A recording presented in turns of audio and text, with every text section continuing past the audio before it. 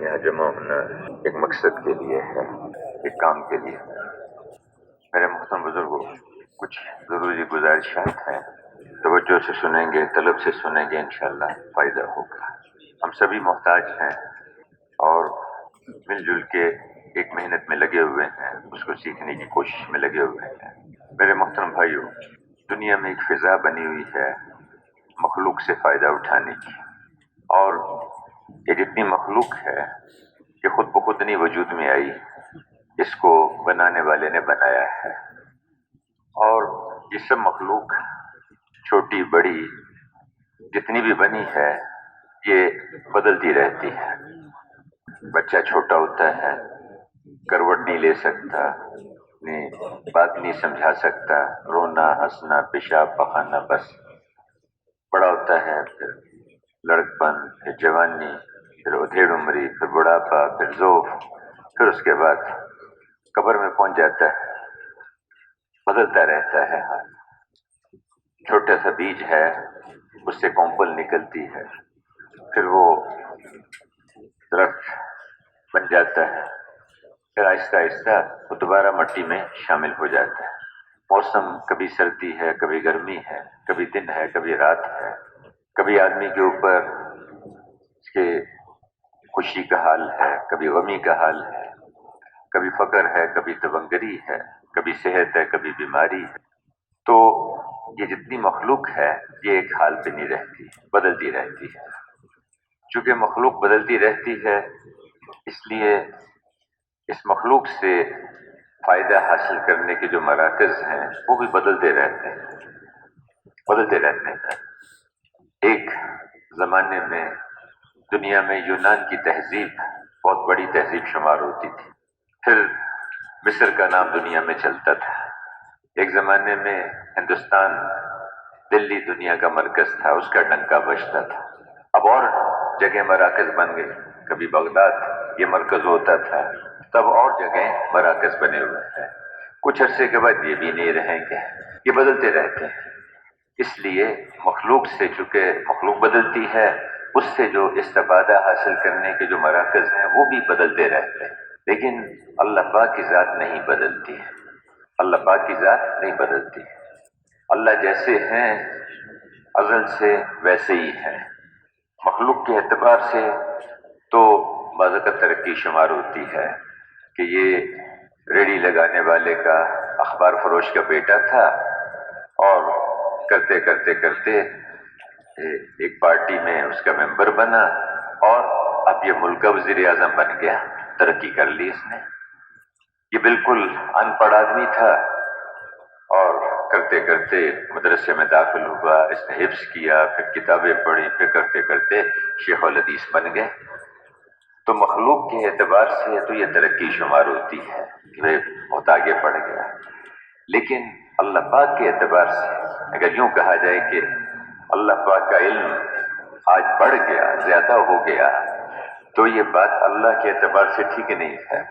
اس کا مطلب یہ ہوا کہ ماضی میں نعوذ باللہ اللہ کا علم ناقص تھا، اب اللہ کا علم جو ہے وہ بڑھ گیا، اس میں ترقی ہو گئی۔ اور اللہ پاک ہر زمانے میں ہر کمی سے، ہر نقص سے، ہر عیب سے پاک ہے اللہ پاک۔ تو اللہ پاک نہیں بدلتے، اس لیے اللہ پاک سے اور اس کی قدرت سے، اللہ پاک کے خزانوں سے فائدہ اٹھانے کا جو مرکز ہے وہ بھی نہیں بدلتا۔ اللہ پاک کی قدرت سے فائدہ اٹھانے کا جو مرکز ہے وہ بیت اللہ ہے۔ میرے محترم بھائیوں، بیت اللہ پر اللہ کی قدرت مختلف شکلوں میں ہر آن ہر گھڑی وہاں ظاہر ہوتی رہتی ہے۔ بہت سارے واقعات سننے میں ملتے ہیں، لیکن 4 مواقع ایسے ہیں کہ جس میں اللہ کی قدرت بہت بڑے پیمانے پہ ظاہر ہوئی بیت اللہ پر، بہت بڑے پیمانے پر۔ سب سے پہلے تو کچھ نہیں تھا، اللہ پاک نے اس کائنات کے بنانے کا ارادہ کیا، عرش کو بنایا، کرسی کو پیدا فرمایا، پھر پانیوں کو پیدا کیا، اس پہ تجلی فرمائی، آسمان بنے، اور پانی پہ اللہ پاک نے جہاں اس وقت بیت اللہ ہے وہاں سے ایک خشکی کا ایک بلبلہ، ایک زمین کا بلبلہ وہاں سے اٹھایا اور اس کو وہاں چاروں طرف پھیلا دیا۔ تو اور زمین وجود میں آئی، زمین بن گئی، زمین کو پانی کے اوپر رکھا گیا۔ شروع میں یہ ہلتی تھی، جیسے پانی کے اوپر کاغذ رکھ دیں تو وہ ہلتا ہے، زمین ہلتی تھی۔ پہاڑوں کو میخوں کی طرح اس کے اوپر گاڑ دیا گیا زمین کے اندر، اس کا ہلنا رک گیا۔ تو اللہ پاک نے زمین کو پیدا فرمایا اور اس میں انسانوں کی ضرورتیں رکھ دی۔ قیامت تک کے آنے والے انسانوں کی ضرورتیں اس زمین کے اندر اللہ نے چھپا دی، اس کے اندر رکھ دی۔ ہر دور میں، ہر زمانے میں لوگ محنت کرتے ہیں، اس کے بقدر ان کو سمجھ آتی ہے۔ پہلے زمانے کے لوگوں نے سمجھا کہ اس مٹی میں، اس زمین میں گندم، چاول، سبزیاں، پھل ہیں، اس اعتبار سے محنت کی، اللہ نے ان کو اس کا فائدہ دیا۔ بعد والوں نے کچھ اور محنت کی، کوشش کی، ان کو سمجھ میں آیا کہ نہیں، اس کے اندر تو بہت ساری دھاتیں ہیں، لوہا ہے، سونا ہے، چاندی ہے، پیتل ہے، اس سے فائدہ اٹھایا۔ پھر بعد والوں کو سمجھ آیا کہ نہیں، اس میں تو انہوں نے اور محنت کی، یہ سمجھ میں آیا کہ اس میں تو تیل ہے، پیٹرول ہے، گیس ہے، اس سے فائدہ اٹھانا شروع کر دیا۔ اب قیامت تک پتہ نہیں کتنی نعمتیں اللہ نے اس مٹی کے اندر، اس زمین کے اندر چھپا رکھی۔ تو خیر، کچھ نہیں تھا تو اللہ پاک نے اس جہاں بیت اللہ ہے وہاں سے سارے نظام کو پھیلایا، اس کو بچھایا اور اس میں انسانوں کی ضرورتوں کا انتظام کر دیا۔ دوسرے موقع پر بیت اللہ پر اللہ کی جو قدرت جو بڑے پیمانے پر ظاہر ہوئی۔ اب میرے بھائیوں، میں کر رہا تھا کہ اللہ نے زمین کو بچھایا اور پھر اللہ نے یہ سارا نظام 6 دن اور رات میں پیدا کیا۔ پھر آخر میں حضرت آدم علیہ السلام کو پیدا فرمایا اور فرشتوں سے کہا کہ ان کو سجدہ کرو۔ فرشتوں نے ان کو سجدہ کیا۔ اس کے بعد پھر کچھ عرصہ جنت میں رکھا، انہی سے ان کی اہلیہ حضرت حوا علیہ السلام ان کو پیدا کیا۔ پھر ایک چوک ہو گئی اور اس کی وجہ سے اللہ پاک نے ان کو، دونوں میاں بیوی کو زمین پہ اتار دیا۔ اللہ کی اپنی مصلحتیں، حکمتیں ہیں، ان سے پھر اللہ نے آگے بنی آدم کا سلسلہ چلایا اور اس زمین پہ اللہ نے بنی آدم کو آباد فرمایا۔ تو میرے محترم بزرگوں اور بھائیوں، بڑے پیمانے پر اللہ کی قدرت یہاں ظاہر ہوئی کہ اللہ نے اس ساری کائنات کے اس نقشے کو پیدا فرمایا، زمین کے نقشے کو پیدا فرمایا اور پھر انسانوں کو اللہ پاک نے اس میں بسایا اور انسانوں کی ضرورتوں کا سامان اس میں رکھ دیا۔ دوسرا موقع بیت اللہ پر اللہ کی قدرت جو بڑے پیمانے پر ظاہر ہوئی، وہ سیدنا ابراہیم علیہ السلام کے زمانے میں، حضرت نوح علیہ السلام کے زمانے میں طوفان آیا اور ساری انسانیت اس پانی میں غرق ہو گئی، چند ایک لوگ بچے اور اس میں سے یہ جو بیت اللہ تھا اس کو اس وقت میں پھر آسمانوں پہ اٹھا لیا گیا۔ حضرت ابراہیم علیہ السلام کو اللہ پاک نے جب پیدا فرمایا تو آپ نے بڑے ہوئے، پھر آپ نے دعوت دینی شروع کی، اپنی قوم کو سمجھایا، ان کے پاس گئے، ایک ایک آدمی کو دعوت دیتے، اس کو بات کرتے کہ دیکھو بھائی، بتوں سے نہیں ہوتا، اللہ کرتے ہیں، اللہ سے ہوتا ہے اور اعمال پر ہوتا ہے۔ عزت اللہ دیتے ہیں، امن اللہ پاک دیتے ہیں، حفاظت اللہ پاک کرتے ہیں، اس ساری کائنات کے خالق اللہ ہیں، اس کے مالک اللہ پاک ہیں۔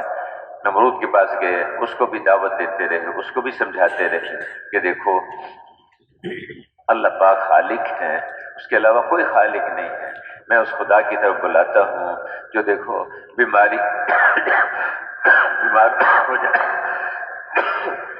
بیمار ہو جاتے ہیں تو تندرستی دیتا ہے، زندہ میں سے مردہ کو نکالتا ہے، مردہ میں سے زندہ کو نکالتا ہے، سورج کو مشرق سے طلوع کرتا ہے، مغرب میں اس کو غروب کرتا ہے۔ میں اس اللہ کی طرف تمہیں دعوت دیتا ہوں، اس کی مانو، اس کی اطاعت کرو، اس کی بندگی کرو، اس کے احکامات پہ چلو۔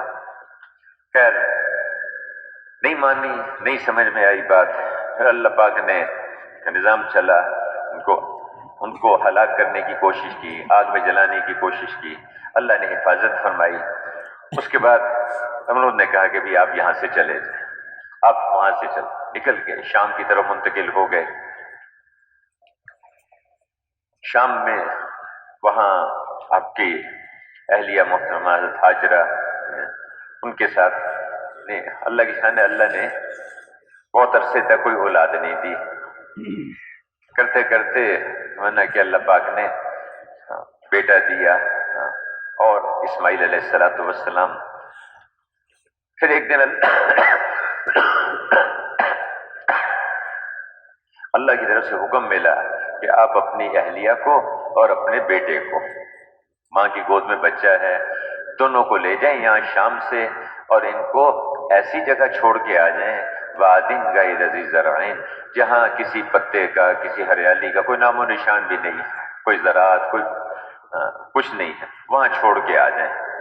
ابراہیم علیہ السلام نے کوئی سوال نہیں، کچھ نہیں آگے پوچھا کہ جی کیوں، یہ تو ہری بھری جگہ، باغات کا ملک، ہر قسم کی نعمتیں، ان کا کیا قصور ہے، وہاں کیوں چھوڑ کے آ جاؤں؟ لبیک اللہم لبیک، اے اللہ میں حاضر ہوں، جو آپ حکم دیں گے مجھے اس کو پورا کرنا ہے، میں آپ کا بندہ، میں آپ کا غلام، جو حکم دیں.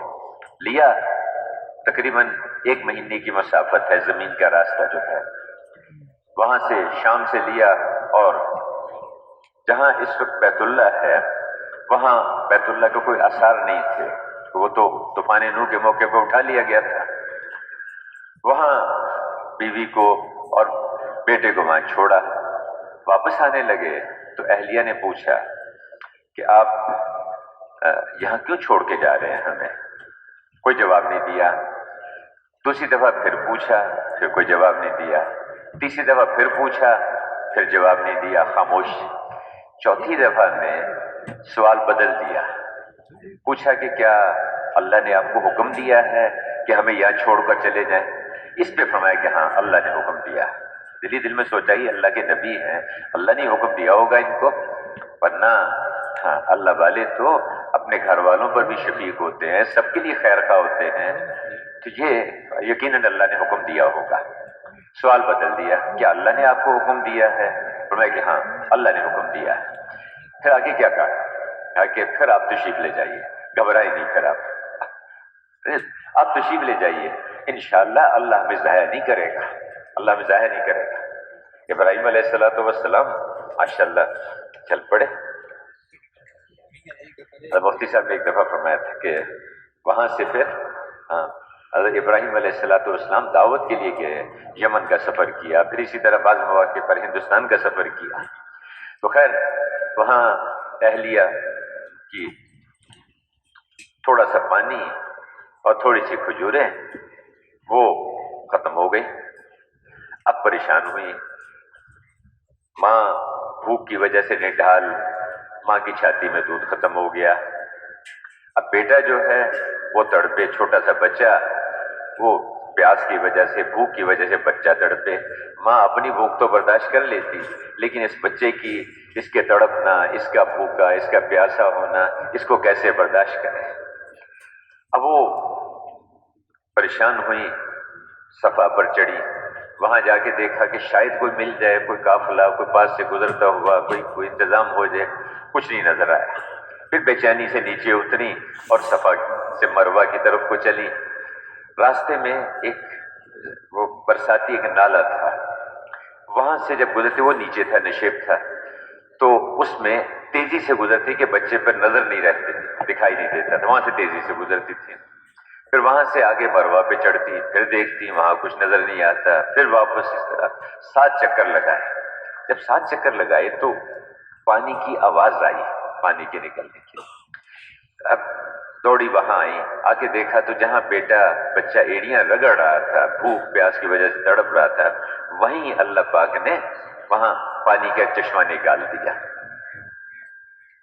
اب وہ پانی کو جو ہے وہ جب چشمہ نکلا تو خوش بھی ہوئی اور پریشان بھی ہوئی کہ بھی تھوڑا سا پانی ہے، یہ ادھر بکھر جائے گا، ختم ہو جائے گا، میں کیا کروں گی؟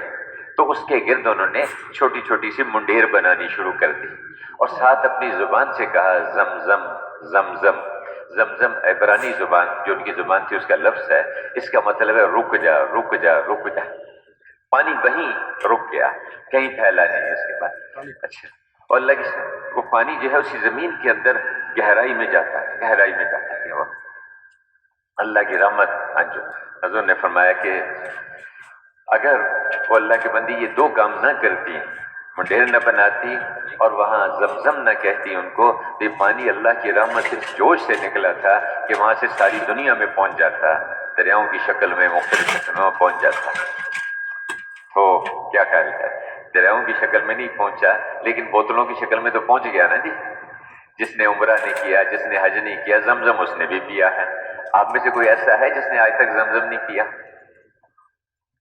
حالانکہ بہت سارے ایسے ہیں جنہوں نے نہ عمرہ کیا نہ حج کیا ابھی تک، لیکن زمزم کیا، اللہ نے پہنچا دیا ساری دنیا میں۔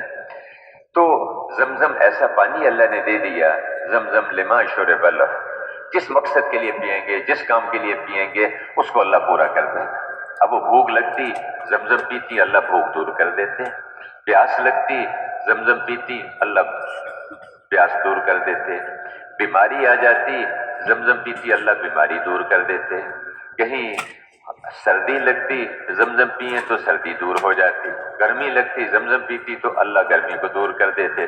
ایسا برکت والا پانی اللہ پاک نے دے دیا، زمزم لما شرب لہ، جس کام کے لیے بھی پی۔ میرے بھائیو، اللہ نے وہ زمزم کا پانی دے دیا۔ اس کے بعد کچھ عرصے کے بعد اب وہاں اس بچے کے ساتھ وہ رہ رہی تھی، وہاں ایک قبیلہ، یمن کا قبیلہ جرہم، وہاں سے گزر رہا تھا۔ انہوں نے دیکھا پرندے اڑتے ہوئے دیکھے۔ پرندے تو وہاں ہوتے ہیں جہاں پانی ہوتا ہے، کوئی ہریالی ہوتی ہے، کوئی اس کا انتظام۔ یہاں تو آج تک کبھی ہم نے کوئی پرندوں کو اڑتے نہیں دیکھا، یہ کیسے؟ تو وہ قافلہ سیدھا جانے کے بجائے مڑ کے ادھر کی طرف کو چل پڑا کہ دیکھے تو صحیح یہاں کیا ہے۔ جب وہاں آئے تو دیکھا کہ ایک عورت ہے، بڑھیا ہے، اس کی گود میں چھوٹا سا بچہ ہے اور وہاں پانی کا انتظام ہے۔ بہت حیران ہوئے کہ آج تک تو کبھی سنا نہیں تھا یہ پانی کہاں سے آ گیا۔ خیر پوچھا ان سے، پھر انہوں نے اجازت مانگی کہ کیا ہمیں اجازت ہے کہ ہم یہیں پڑاؤ ڈال لیں، اپنا قبیلہ یہیں آباد ہو جائے۔ انہوں نے فرمایا کہ ٹھیک ہے، تم یہاں ٹھہر جاؤ، لیکن یہ اس پانی کو تم استعمال کر سکتے ہو، اس کے مالک تم نہیں بنو گے، ملکیت نہیں ہوگی یہ تمہاری، تو تم اس کو استعمال کر سکتے ہو۔ خیر وہ قبیلہ وہاں آباد ہو گیا، قبیلہ جرہم۔ حضرت اسماعیل علیہ السلام بڑے ہوئے تو ایک دن ابراہیم علیہ السلام نے اللہ پاک سے اجازت مانگی کہ میں جا کے اپنی بیوی کو، بچے کو دیکھوں کہ، اور اللہ نے اجازت دی، لیکن یہ کہا کہ بھی وہاں پہنچ جاؤ دیکھ کے آ جاؤ، لیکن سواری سے نیچے نہیں اترنا، وہاں نیچے نہیں اترنا، راستے میں جہاں چاہے اترو۔ وہاں پہنچ گئے، جب پہنچے تو دیکھا کہ بیوی بھی ماشاءاللہ خیریت سے، بچہ بھی ہے۔ اب اہلیہ نے کہا کہ آپ نیچے تشریف لائیں، میں آپ کے لیے کچھ کھانا بناؤں، کچھ آپ کی خدمت کروں۔ تو میں کہ بھی نیچے اترنے کی اجازت نہیں ہے۔ لبیک اللہم لبیک، پانی لے کے آئیں، کہا کہ آپ کے پاؤں تو دھو سکتی ہوں جس میں مٹی پڑی، کہاں اس کی اجازت ہے۔ اور اس کے بعد پھر وہیں سے واپس آ گئے۔ ماشاءاللہ ساتھی بہت سارے بیٹھے ہوئے ہیں، جماعت 7 مہینے کی جماعت گئی دوسرے ملک میں، 4 مہینے لگا کے ایک ساتھی واپس آیا، مسجد میں پہنچا، کہتے ہیں سفر سے آؤ تو سیدھے مسجد میں آؤ، یہ بھی سنت ہے، سفر سے آدمی آئے تو مسجد میں آئے۔ اب مسجد میں ساتھی بیٹھے ہوئے تھے، انہوں نے کچھ کارگزاری سنی اور ساتھ ہی مکی مسجد والوں کی طرف سے پیغام آ گیا کہ بھئی یہ جماعت آسٹریلیا میں کام کر کے آئی، بہت اچھا کام کیا انہوں نے، اللہ ان کو جزائے خیر دے۔ بھائی ان سے یہ درخواست کریں کہ اگلا تقاضا فوری طور پر آیا ہے حضرات کی طرف سے، وہ کہہ رہے ہیں کہ بھئی اسی جماعت کو جو ہے اب آسٹریلیا کے بجائے اس کو جو ہے انڈونیشیا بھیج دو، اس جماعت کو، اسی جماعت کو یہیں سے بھیج دو، فوری تقاضا ہے۔ مشورے والوں نے کہا، مسجد کی جماعت کے ساتھیوں نے کہا کہ بھئی آپ ایسے کر لو، اپنے ذرا گھر پہ چلے جاؤ اور دروازے سے جا کے اہلیہ کو بتا کے آ جاؤ، بچوں کو بتا کے آ جاؤ میں خیر خیریت سے ہوں اور میری اگلی تشکیل ہو گئی ہے۔ کیا کہیں گے ہم سارے؟ بھئی اسلام میں اتنی سختی نہیں ہے، دین میں اتنی سختی نہیں ہے، یہ کیا بات ہوئی؟ اللہ اکبر۔ وہاں کیا، لبیک اللہم لبیک، جو اللہ کا حکم ہے اس کو پورا کریں گے، جو اللہ کا حکم ہے اس پہ چلیں گے۔ اب وہاں سے واپس آ گئے، پھر کچھ اور عرصہ گزرا۔ ایک دن ابراہیم علیہ السلام سے، یعنی وہ بیٹے سے محبت تو ہوتی ہے، کسی بچے کو روتا دیکھیں تو روتا ہوا اسماعیل سامنے، بچے کو ہنستا دیکھیں، کھیلتا دیکھیں تو ہنستا ہوا اسماعیل آنکھوں کے سامنے۔ اللہ نے کہ بھی ابراہیم اتنا تعلق اولاد سے، اتنا محبت ہوتی ہے اولاد سے، فطری ہے، اللہ کا نظام ہے۔ اچھا جاؤ جا کے اپنے بیٹے کو اپنے ہاتھ سے ذبح کر کے آ جاؤ۔ اللہ اکبر، کوئی بات نہیں آگے، لبیک اللہم لبیک، لبیک اللہم لبیک۔ وہاں سے چلے، اہلیہ سے بات کی کہ بھئی بیٹے کو ذرا تیار کر دو، اس کو ایک دوست ہے اس سے ملانے کے لیے لے جانا ہے۔ اچھا ان کا خیال یہ تھا، حاجر علیہ السلام کا خیال تھا کہ ہوگا کسی بستی میں کوئی ان کا جاننے والا، وہاں لے جانا چاہتے ہیں، ظاہری مطلب تو یہ بنا۔ اور ابراہیم علیہ السلام کا مطلب یہ تھا کہ میرا دوست تو ہے اللہ، میں اللہ کا خلیل ہوں، میرا دوست اللہ ہے، اور میں اس کو اللہ سے ملانے لے جا رہا ہوں، اور اللہ سے آدمی اس وقت تک نہیں ملتا جب تک جو ہے دنیا سے رخصت نہ ہو جائے، تو میں اس کو ذبح کرنے لے۔ ان کا اندر کا مطلب یہ تھا، ظاہر مانی وہ یہ سمجھی۔ خیر تیار کر دیا انہوں نے، بیٹے کو ساتھ لیا، لے کر چل پڑے۔ جب چلے یہاں سے تو راستے میں ابراہیم علیہ السلام نے ساری بات اسماعیل علیہ السلام کو سنائی، ان کو بتایا کہ بھی دیکھو اس طرح سے مجھے اللہ نے حکم دیا، غالباً 10-12 سالوں کی عمر تھی اس وقت، کہ اللہ نے مجھے یہ حکم دیا ہے، فانظر ماذا ترى، بیٹا تو بھی دیکھ لے، تیری کیا رائے ہے، تیرا کیا خیال ہے۔ اب جو بیٹے نے جو جواب دیا وہ ہے، یا ابت افعل ما تؤمر، ابا جی جو اللہ نے آپ کو حکم دیا آپ اس کو پورا کیجئے، ستجدنی انشاءاللہ من الصابرین، آپ انشاءاللہ مجھے صبر والا ہمت والا پائیں گے، میں چھوڑ کے نہیں بھاگوں گا، آپ گھبرائیں گے۔ دیکھو میرے بھائیو، تربیت اللہ کرتے ہیں، تربیت اللہ کرتے ہیں۔ جب ہم اللہ کے کام میں لگیں گے اللہ ہمارے کام میں لگ جائے گا، جو اللہ کے دین کے کام میں لگے گا اللہ پاک اس کے کام میں لگ جائے گا۔ جن بچوں کے سر پہ باپ نہیں ہوتا وہ بگڑ جاتے ہیں۔ اس بچے کو کس نے ایمان سکھایا، اس بچے کو کی تربیت کس نے کی؟ جب اللہ کے کام میں لگ گئے اللہ پاک ان کے کام میں لگ جائے گا، اللہ ان کی اولادوں کی، ان کی نسلوں کی تربیت کرے گا، ان کی حفاظت کا، ان کی پرورش کا انتظام کرے گا اللہ پاک۔ اب لے کے چلے، راستے میں وہ ابراہیم علیہ السلام اسماعیل علیہ السلام نے انگلی پکڑی ہوئی ساتھ جا رہے ہیں، کیسا محبت کا منظر ہے۔ سامنے شیطان اس میں زمین سے نکلا، اسماعیل علیہ السلام کی طرف اشارہ کیا کہ یہ تیری گردن جو ہے یہاں سے کٹے گی اب یہاں، اور تجھے ذبح کرے گا یہ۔ تو اسماعیل علیہ السلام نے ابراہیم علیہ السلام سے کہا کہ ابا جان وہ دیکھیں وہ کیا ہو گیا، شیطان ہے مردود، اس کو مارو، اس کو پتھر مارے۔ آگے بڑھے، پھر دوبارہ نکلا، پھر اس نے یہ اشارہ کیا کہ دیکھو تیری گردن کٹے گی، اب تجھے بھاگ جا یہاں سے، چھوڑ بھاگ جا۔ پھر کہا ابا جی یہ مارو پتھر اس کو۔ پھر آگے تیسری دفعہ پھر نکلا، کہا پھر مارو پتھر اس کو۔ مکہ سے جب مینا کی طرف کو آئے تو وہاں اب شیطان یہاں سے تو مایوس ہو گیا کہ یہ بچہ جو ہے یہ تو میرے قابو میں نہیں آ رہا۔ وہاں سے چلا گیا ایک بڑھیا کی شکل میں حضرت حاجرہ علیہ السلام کے پاس، ان سے جا کے کہا کہ رونا شروع کر دیا، بینڈ ڈالنے شروع کر دے کہ تو تو اجڑ گئی، تیری تو گود اجڑ گئی، تیرا تو سب کچھ لٹ گیا، تیرا کیا ہوا بس تیرا بیٹا جو ہے وہ اس کو جو ہے ابراہیم اس کو جان سے مار دے گا، اس کو ذبح کر دے گا۔ بھائی کیسے ہو سکتا ہے؟ اب اللہ یعنی تو باپ ہے، باپ کبھی بیٹے کو قتل کرتا ہے، بیٹے کو ذبح کرتا ہے؟ یہ کبھی ہو سکتا ہے؟ نہیں، وہ ضرور اس کو قتل کرے گا، اس کو ضرور ذبح کرے گا۔ بھائی نہیں ہو سکتا، وہ تو اللہ کے نبی ہیں، اللہ کے نبی ہیں، اور نبی تو یعنی سینکڑوں باپ سے زیادہ شفیق ہوتا ہے، کیسے یہ نہیں ہوگا؟ نہیں اللہ نے اس کو حکم دیا ہے، اس لیے ابراہیم اس کو، اچھا اللہ نے حکم دیا ہے اور تو اللہ کے حکم سے روکنے والی تو آ گئی، ہاں تو یقیناً شیطان ہے، بھاگ یہاں سے، مردود شیطان یہاں سے نکل جا۔ اگر اللہ نے حکم دیا ہے کہ میرے بیٹے کو ابراہیم علیہ السلام اپنے ہاتھ سے ذبح کر دے، لبیک اللہم لبیک، میں اس کے لیے تیار ہوں، میں اس کے لیے تیار ہوں۔ حاجرہ علیہ السلام بھی یہ اس لیے کہتے ہیں گھروں پر بھی محنت کرنی چاہیے، اپنی عورتوں پر، اپنے بچوں پر، ان کو بھی ایمان سکھانا، ان کو بھی اللہ کی اطاعت سکھانا، ان کو بھی اللہ کے سامنے جھکنا، اللہ کی فرما برداری، اللہ کی بندگی سکھانا۔ اور فرماتے تھے کہ تبلیغ کا خلاصہ کیا ہے کہ ہر مسلمان بھی یہ بات پیدا ہو جائے کہ مجھے اللہ پر جان قربان کرنی ہے، مجھے اللہ کی ماننی ہے، حضور کے طریقے پر ماننی ہے۔ میرے بھائیو ایک ایک مسلمان میں یہ بات پیدا کریں کہ دیکھو ہم نے اللہ کی ماننی ہے اور اللہ کے رسول کے طریقے پہ ماننی ہے. ہم نے تاجر میں یہ بات آئے، ذمہ دار میں یہ بات آئے، حاکم میں یہ بات آئے، محکوم میں یہ بات آئے، فقیر میں یہ بات آئے، مالدار میں، غریب میں، ہر ایک کے اندر یہ بات آ جائے کہ ہم نے اللہ کی ماننی ہے اور حضور کے طریقے پہ ماننی ہے. اللہ کی ماننی ہے، حضور کے طریقے پر ماننی. اس پہ ہر ایک کو ایک ایک کے پاس جا کے اس کو اس پہ تیار کرنا کہ دیکھو ہمیں ہمارا کوئی کام نہیں ہے، بس اللہ پہ ہم نے جان لگانی ہے. ایسے جان قربان کرنی ہے جیسے حضور صلی اللہ علیہ وسلم نے 23 برس جان قربان کی. اس طرح جان قربان کرنی ہے اللہ پر، اللہ کے دین پر. خیر، اب اسماعیل علیہ السلام نے ان کو لٹایا، چھری رکھی، جب ذبح کرنے لگے تو اللہ پاک دیکھو ابراہیم علیہ السلام کا اور اسماعیل علیہ السلام کا قصہ یہاں ختم ہو گیا. یہ تو پھر اللہ پاک کی قدرت آگے ظاہر ہوئی، وہ تو کامیاب ہو گئے پورے. پھر اللہ پاک نے اپنی قدرت دکھائی.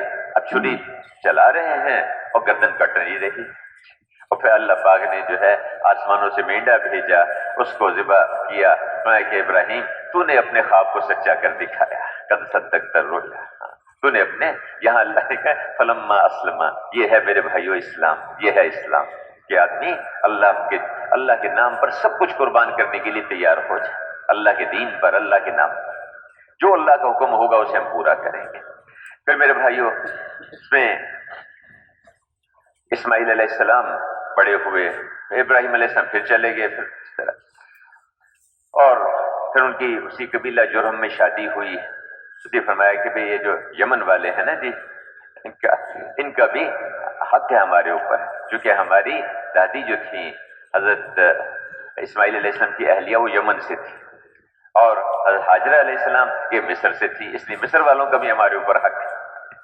تو خیر میرے بزرگوں بھائیوں، اب وہ بڑے ہوئے، شادی ہوئی، اور اس کے بعد پھر ابراہیم علیہ السلام ایک دن گھر تشریف لائے، وہاں سفر کر کے آئے تو ان کی اہلیہ گھر میں تھی. انہوں نے پوچھا کہ اسماعیل کہاں ہیں؟ کہنے لگی کہ وہ کہیں باہر گئے ہوئے ہیں. تو پوچھا کہ زندگی کیسی تمہاری گزر رہی ہے؟ یہ نہیں بتایا کہ میں اس کا باپ ہوں. میں کہ بس کیا کریں، اس میں کچھ کھانے کو کچھ نہیں ہوتا، کبھی کوئی شکار کر کے لے آتے ہیں، کوئی مل جاتا ہے، ورنہ جو ہے نا کوئی ڈھنگ کا پینے کو نہیں، کوئی پہننے کو نہیں، کچھ بھی. بس ایسی غربت میں، قسم پرسی میں زندگی گزر رہی ہے، کچھ بھی نہیں ہے ہمارے پاس. تو ابراہیم علیہ السلام نے سے کہا کہ جب وہ اسماعیل آئے نا شکار سے تو ان کو کہنا کہ فلاں شخص آیا تھا اور وہ یہ کہہ گیا ہے کہ اپنے گھر کی چوکھٹ بدل لو. بہت اچھے. جب اسماعیل علیہ السلام واپس آئے تو انہوں نے پوچھا کہ کوئی آیا تھا؟ کہا کہ ایسے ایک بڑے میاں آئے تھے اور وہ یہ کہہ گئے ہیں. کہا کہ اس کا مطلب یہ ہے، وہ مجھے کہہ کے گئے ہیں کہ اس عورت کو تم طلاق دے دو، تم آج سے فارغ ہو. ہے کہ ایسی ناشکری عورت اللہ والوں کے گھر میں، وہ تو برداشت کرتے ہیں، صبر کرتے ہیں، میں کہ تمہارے لیے مناسب نہیں ہے. اس کے بعد پھر کچھ عرصے کے بعد دوبارہ آئے تو دوسری شادی ہوئی تھی. جب وہ گھر میں پوچھا اہلیہ سے، جی اللہ کا شکر ہے، سب کچھ اللہ کا دیا ہوا ہے، اور اس میں جو اللہ کی جتنی نعمتیں سب موجود ہیں، اللہ کا فضل ہے. ہاں کبھی کبھی جو ہے شکار کا گوشت بھی مل جاتا ہے تو یہ زمزم پیتے ہیں، اس سے اللہ پاک ہر قسم کی ضرورتیں اللہ پوری کرتے ہیں. کہ ہاں بھی یہ چوکھٹ مضبوط ہے. ابراہیم علیہ السلام نے کہا کہ اس کو پیغام دے دینا، اس وقت بھی موجود نہیں تھے، کہ ان کو پیغام دے دینا کہ بھئی یہ چوکھٹ تمہاری بہت اچھی ہے، اس کو محفوظ رکھنا، اس کو محفوظ رکھنا. تو خیر اسماعیل علیہ السلام بڑے ہوئے. پھر اللہ پاک نے حکم دیا کہ ابراہیم آپ اور اسماعیل دونوں مل کے بیت اللہ کی تعمیر کریں. بیت اللہ کی فرشتے کو بھیجا، اس نے وہ جو بنیادیں جو گم ہو گئی تھیں وہ آ کے بتائیں، طوفان نوح میں جو گم ہو گئی تھی وہ بنیادیں جو ہے وہ دکھائیں. اس پہ ابراہیم علیہ السلام نے اور اسماعیل علیہ السلام نے وہاں تعمیر شروع کی بیت اللہ کی. اور آج بھی وہ حج پہ جاتے ہیں، بیت اللہ پہ طواف کرتے ہیں تو وہاں مقام ابراہیم، وہاں ابراہیم وہ پتھر جس پہ کھڑے ہو کر ابراہیم علیہ السلام علیہ السلام اس کی تعمیر کرتے تھے، وہ پتھر اونچا نیچے ہوتا تھا اور ساتھ ساتھ اوپر ہوتا تھا. اس پتھر پہ ان کے پیروں کے نشان آج بھی موجود ہیں ابراہیم علیہ السلام کے. تو میرے بھائیو بیت اللہ کی تعمیر ہو گئی. جب تعمیر ہوئی تو اب اللہ پاک نے ابراہیم علیہ السلام نے اللہ پاک سے دعا مانگی دعا مانگی اور کہ اللہ نے فرمایا کہ بھائی ساری دنیا کو بلاؤ کہ یہاں آ کے اس بیت اللہ کا حج کرے. یا اللہ میری آواز کہاں تک پہنچے گی؟ کہ آواز لگانا تمہارا کام، پہنچانا ہمارا کام، تم آواز لگاؤ. ابراہیم علیہ السلام نے آواز لگائی کہ سب اس گھر کی زیارت کے لیے آؤ. تو اللہ کی شان ہے، اللہ پاک نے اس آواز کو ساری دنیا میں پہنچا دیا. جی اگر آج کا انسان اس پہ فخر کر رہا ہے کہ جی میں یہاں بولتا ہوں ساری دنیا میں ایک ہی وقت میں آواز سنی جاتی ہے، تو یہ کون سی بڑی بات ہے؟ ابراہیم علیہ السلام نے آواز لگائی، اللہ نے ساری دنیا میں اس آواز کو پہنچا دیا. پھر صرف اتنا نہیں بلکہ عالم ارواح میں اس کو پہنچا دیا. جو روحیں ابھی تک دنیا میں آئی نہیں تھی، آئندہ آنا انہوں نے، جس روح نے اس آواز میں لبیک کہا، جتنی دفعہ لبیک کہا اتنی دفعہ ان کو حج کی توفیق ملے گی، جتنی دفعہ لبیک کہا. پھر ابراہیم علیہ السلام نے دعا مانگی کہ اللہ آپ کو قربانی پسند ہے، ایک گھرانے نے قربانی کی، آپ سے درخواست ہے کہ آپ پوری امت ایسی پیدا کر دیں جو اسی طرح سے دین کے لیے قربانیاں کرنے والی ہو، اور اے اللہ ان کے اندر ایسے نبی پیدا فرما دیں جو ان کو دعوت بھی دیں، جو ان کا تزکیہ بھی کریں، جو ان کو علم بھی سکھائیں. اے اللہ ایسے نبی ان کے اندر پیدا فرما دیں، اے قربانیوں والی امت پیدا کر دے، اور پھر اے اللہ ان کے لیے پھلوں کا انتظام کر دے، ان کو امن عطا فرما دے. ابراہیم علیہ السلام نے وہاں دعائیں مانگی، اسماعیل علیہ السلام نے دعائیں مانگی. اور میرے بھائیوں اللہ پاک نے ان کی دعاؤں کی برکت سے اللہ نے حضور صلی اللہ علیہ وسلم کو اسماعیل علیہ السلام کی اولاد میں پہلے اسماعیل علیہ السلام کی اولاد میں اللہ نے حضور صلی اللہ علیہ وسلم کو پیدا فرمایا، اور پوری امت اللہ نے ایسی پیدا فرما دی جو کہ اسی طرح سے قربانیاں کرنے والی. اور میرے بھائیوں جس بیت اللہ پر ایک گھر کی پرورش کا، ایک گھرانے کی پرورش کا انتظام نہیں تھا، اللہ پاک نے اس گھرانے میں ہزاروں نہیں، لاکھوں نہیں، کروڑوں اربوں کی پرورش کا انتظام کر دیا ہے کہ نہیں وہاں پر. آج جو پھل دنیا میں کہیں نہیں ملے گا بیت اللہ پہ ملے گا، وہاں مکہ مکرمہ میں ملے گا. تو اللہ پاک نے ہزاروں لاکھوں کروڑوں کی پرورش کا انتظام اللہ نے اسی بیت اللہ پر کر دیا. میرے بھائیوں تو بڑے پیمانے پر اللہ کی قدرت وہاں بیت اللہ پر دوسرے موقع پر حضرت ابراہیم علیہ السلام کے زمانے میں ظاہر. قربانی تو ہوئی، لیکن میرے بھائیوں آج جتنے اعمال وہاں ہیں اس بیت اللہ پہ، جتنے اعمال ہیں، وہاں کا طواف ہے، وہاں کی وہ صحیح ہے، اسی طرح زمزم ہے، اس پہ جو جتنی دعائیں مانگتے ہیں یہ سب ابراہیم علیہ السلام اور ان کے گھرانے کو یہ اجر مل رہا ہے، اس کا ثواب مل رہا ہے. تیسرے موقع پر جس میں بڑے پیمانے پر اللہ کی قدرت بیت اللہ پر ظاہر ہوئی، وہ حضور صلی اللہ علیہ وسلم کی جب ولادت ہوئی اسی سال اس موقع پر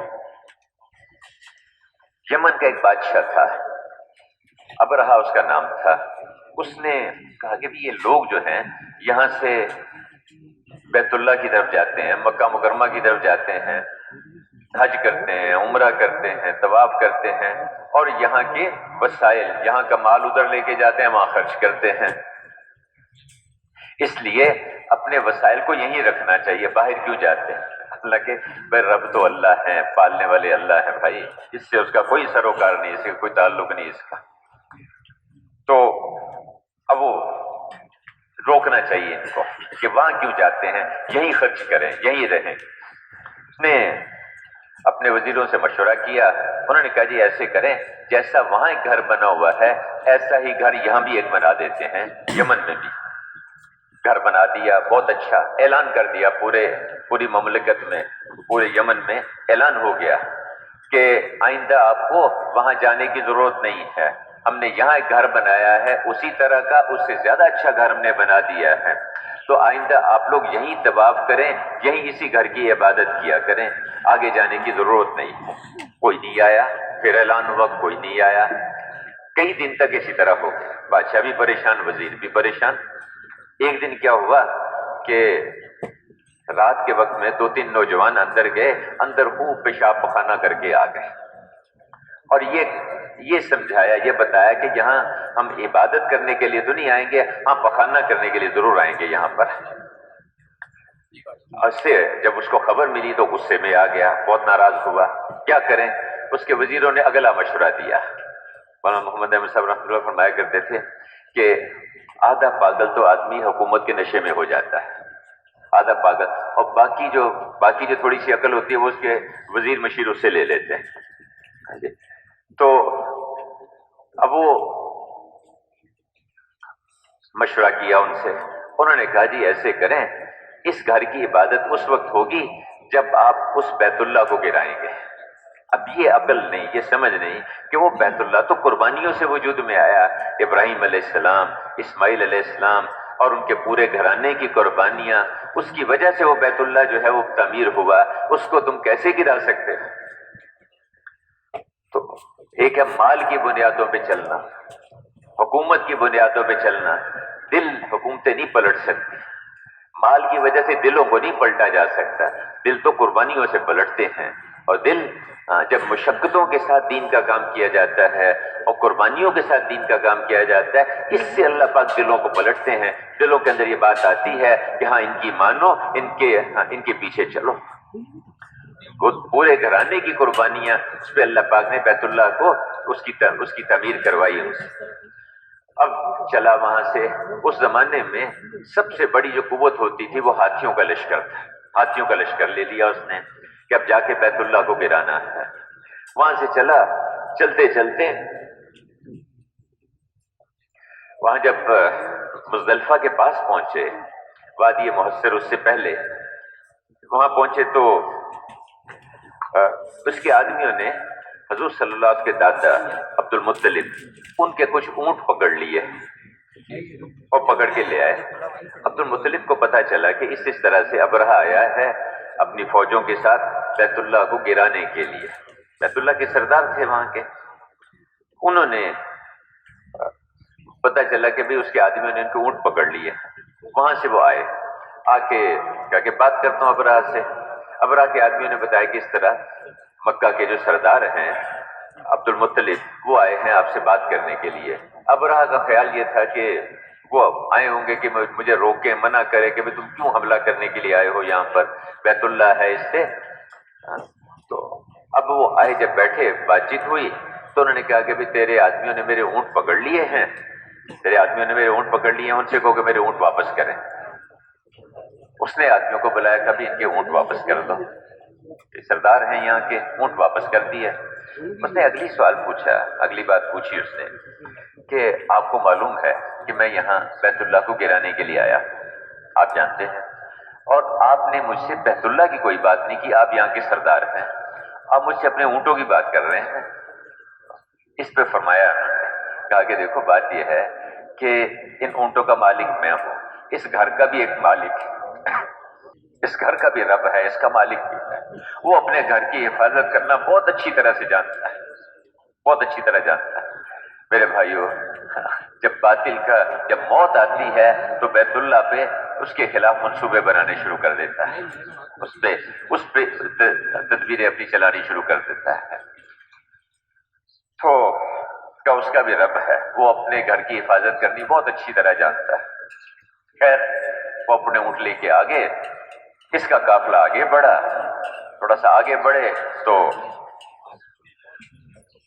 سمندر کی طرف سے وہاں سے چھوٹے چھوٹے پرندے آئے، ابابیل، اور ان پرندوں کے منہ میں چھوٹی چھوٹی کنکریاں، پنجوں میں چھوٹی چھوٹی کنکریاں.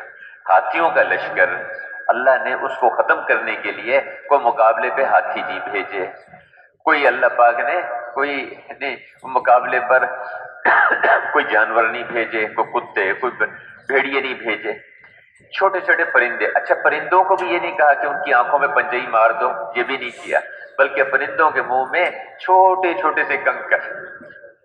اور وہ پرندے اوپر آئے اور ایک کنکر اوپر سے گراتے، جو فوجی، جو سپاہی اس کے سر پہ گرتا، اس کی لوہے کی ٹوپی کو کاٹتا، پھر اس کی کھوپڑی کو کاٹتا، اس کے جسم کو کاٹتا، وہاں سے گزر کے ہاتھی کے جسم میں داخل ہوتا، ہاتھی کو کاٹتا اور زمین پہ جا کے دھس جاتا.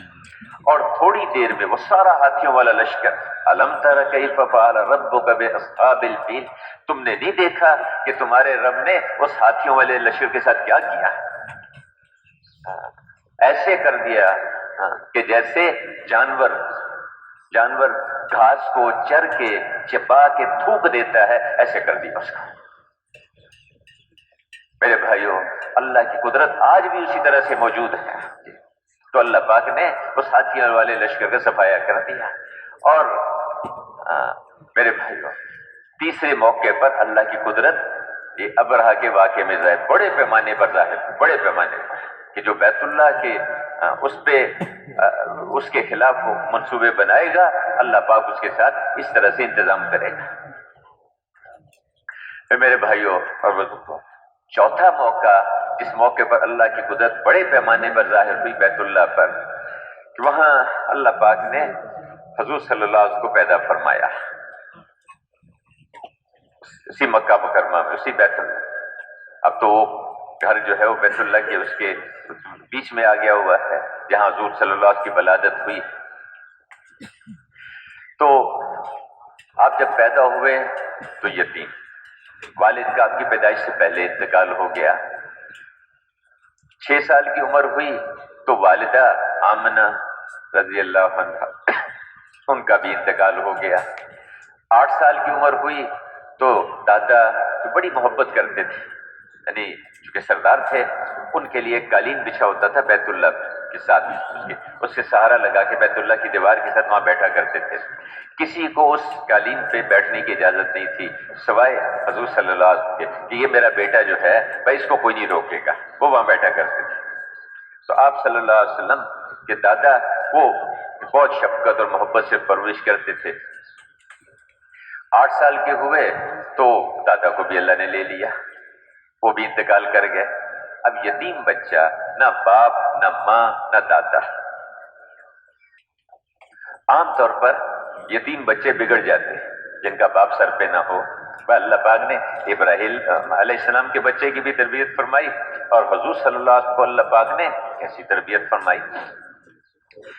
اب چچا نے پرورش میں لے لیا، ابو طالب نے، انہوں نے پرورش میں لیا. گھرانہ عیالدار تھا، غریب تھے، تو اس کا کچھ اتنا کافی نہیں ہوتا تھا گھر میں.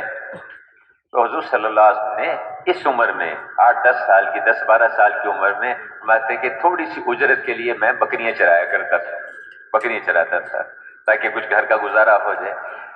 اب میرے بھائیوں، جب آپ صلی اللہ علیہ وسلم بڑے ہوئے، آپ نے 40 سال ان کے بیچ میں گزارے، اور زندگی ایسی گزاری آپ نے، آپ کے اخلاق ایسے شاندار، یعنی آپ امین ہیں، صادق ہیں.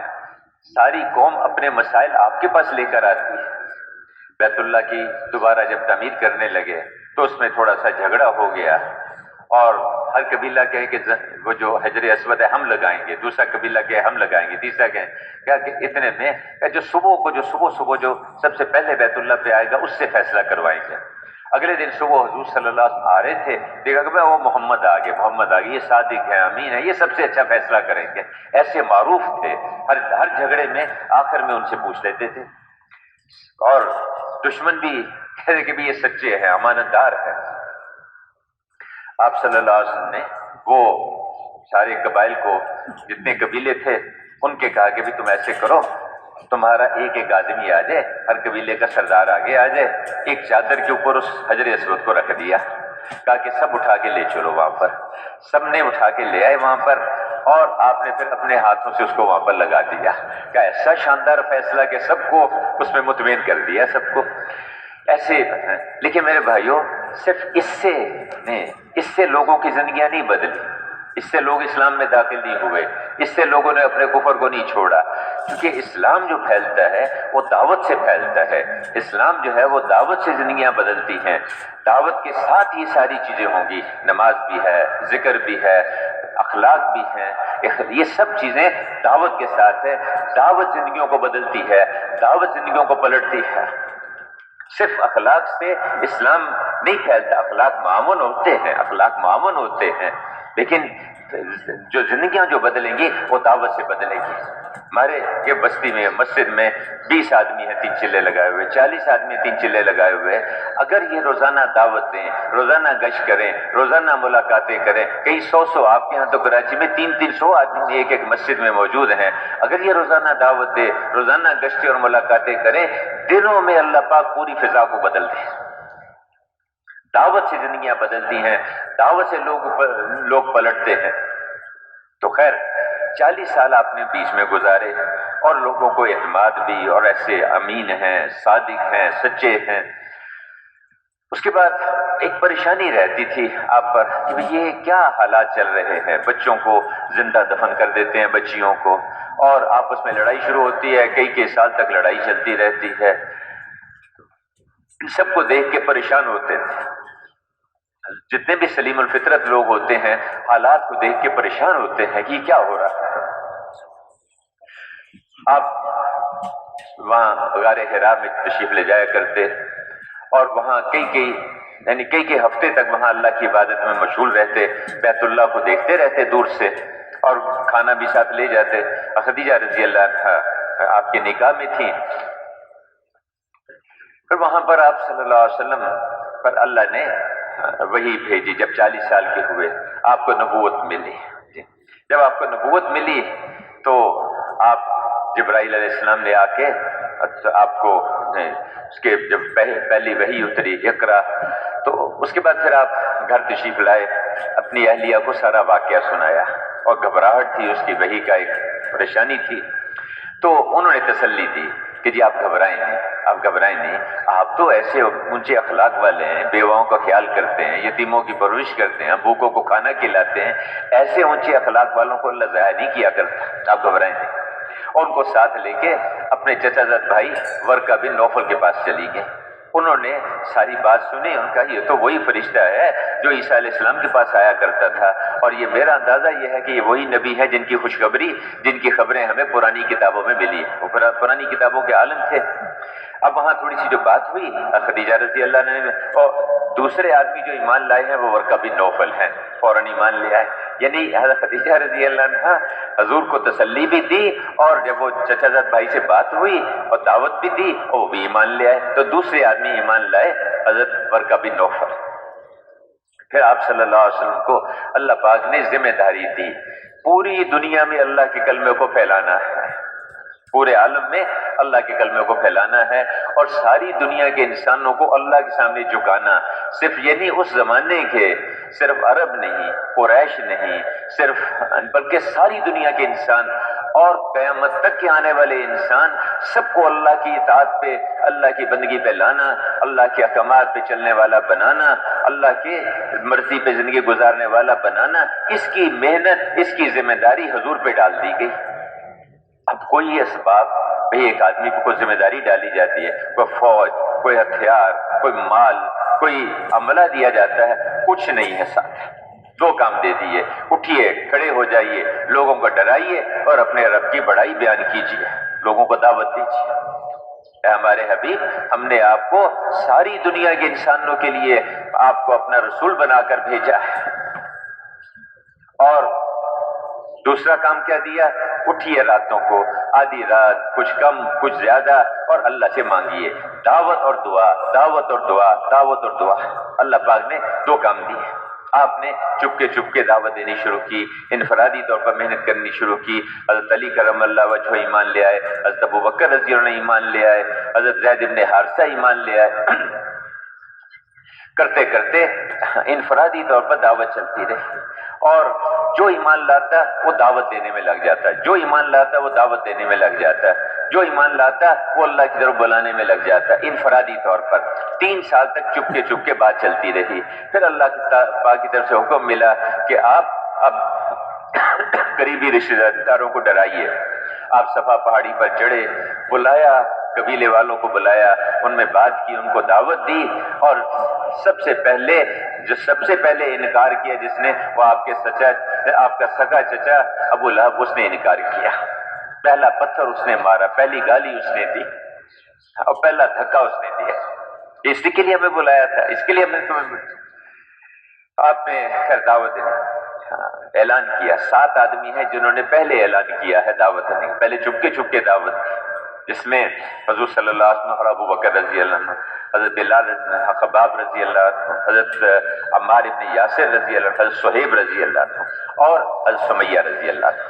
یہ 7 آدمی تھے، اور جب دعوت دینی شروع کی علی الاعلان، حضور صلی اللہ علیہ وسلم اور ابو بکر یہ تو بڑے تھے، ان پر ہاتھ ڈالنا آسان نہیں تھا، اگرچہ بعد میں ان پر بھی ہاتھ ڈالے آپ صلی اللہ علیہ وسلم پر کبھی اونٹ کی اوجڑی لا کے ڈال دی، کبھی گلے میں رسی ڈال کے کھینچ رہے ہیں، کبھی جو ہے حضرت علی کرم اللہ وجہ سے کسی نے پوچھا کہ بہادر کون ہے، انہوں نے کہ بہادر کون ہے، کہ جی آپ سب سے زیادہ بہادر ہیں، کہا نہیں مجھے وہ زمانہ یاد ہے، حضور صلی اللہ علیہ وسلم بیت اللہ میں تھے اور اتنے میں لوگ ان پر بل پڑے، کوئی ادھر سے مار رہا کوئی ادھر سے مار رہا، کسی کی ہمت نہیں تھی کہ آگے بڑھ کے آپ کو بچا سکے، اتنے میں دور سے ابو بکر آتے ہوئے نظر آئے، کس نے چلا کے کہا وہ تیرے ساتھی کو جان سے مار دینے لگے، دوڑے آئے اور آگے بیچ میں گھس گئے، ایک کو ادھر گرایا ایک کو ادھر دھکا دیا کہ کیوں مار رہے ہو اس کو، کیوں تم اس کو اس لیے قتل کرنا چاہتے ہو، اس کا جرم یہ ہے، یہ کہتا ہے میرا رب اللہ ہے، میرا رب اللہ ہے، اس لیے اس کو مارنا چاہتے ہو، اور بڑی مشکل سے بیچ میں سے بچا کے جو ہے نکال کے لے کے کیا دعوت جب چلے گی تو میرے بھائیوں مسائل تو آئیں گے، ہاں مجاہدے ہوں گے اس میں، لیکن جب دعوت دے گا آدمی تو پھر اللہ پاک اس کا نتیجہ بھی نکالے گا۔ دعوت دلوں کو پلٹتی ہے، دعوت دلوں کو چیرتی ہے۔ آپ نے تو قربانیاں مجاہدے یہ دونوں حضرات، ان پر تو اب باقی جو پانچوں تھے یہ غریب مسکین۔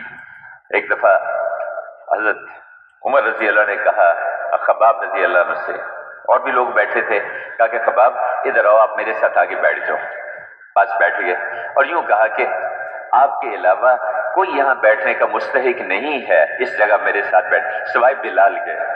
خباب سمجھ گئے، کہنے لگے نہیں بلال بھی اس کے مستحق نہیں ہے۔ میں نے کہا کیسے؟ کہ میری کمر سے کپڑا ہٹا کے دیکھیں۔ جب کپڑا ہٹا کے دیکھا تو پیچھے گڑے پڑے ہوئے تھے۔ خباب یہ کیا ہے؟ کہنے لگے کہ ایسی کمر تو کسی کی نہیں دیکھی۔ کہنے لگے کہ میں نے جب دعوت دینی شروع کی، لوگوں کو اللہ کی طرف بلانا شروع کیا، اسلام قبول کیا میں نے، وہاں تو یہ بنیاد تھی کہ جو اسلام قبول کرے گا وہ دائی بنے گا، جو اسلام قبول کرے گا وہ دعوت میں لگے گا، جو اسلام قبول کرے گا وہ اللہ کی طرف بلائے گا۔ یہ اس کی خصوصیت تھی مسلمان کی۔ آج وہ سمجھ میں نہیں آتا کہ مسلمان ہو اور دائی ہو، کہ جی تبلیغی جماعت، بھائی تبلیغی جماعت کوئی چیز نہیں ہے، تبلیغی جماعت کوئی جماعت نہیں ہے، کوئی تبلیغ کوئی نہیں۔ ہر مسلمان تبلیغ والا، ہر مسلمان کی ذمہ دعوت کا کام ہے، ہر مسلمان کی ذمہ داری ہے لوگوں کو اللہ کی طرف بلانا، ادعو الی سبیل ربک بالحکمہ، اللہ کے راستے کی طرف، اللہ کی طرف دعوت دینا حکمت کے ساتھ، ہر مسلمان کی ذمہ داری ہے۔ حضور کی نیابت میں ہر مسلمان اس کا ذمہ دار ہے۔ اب وہ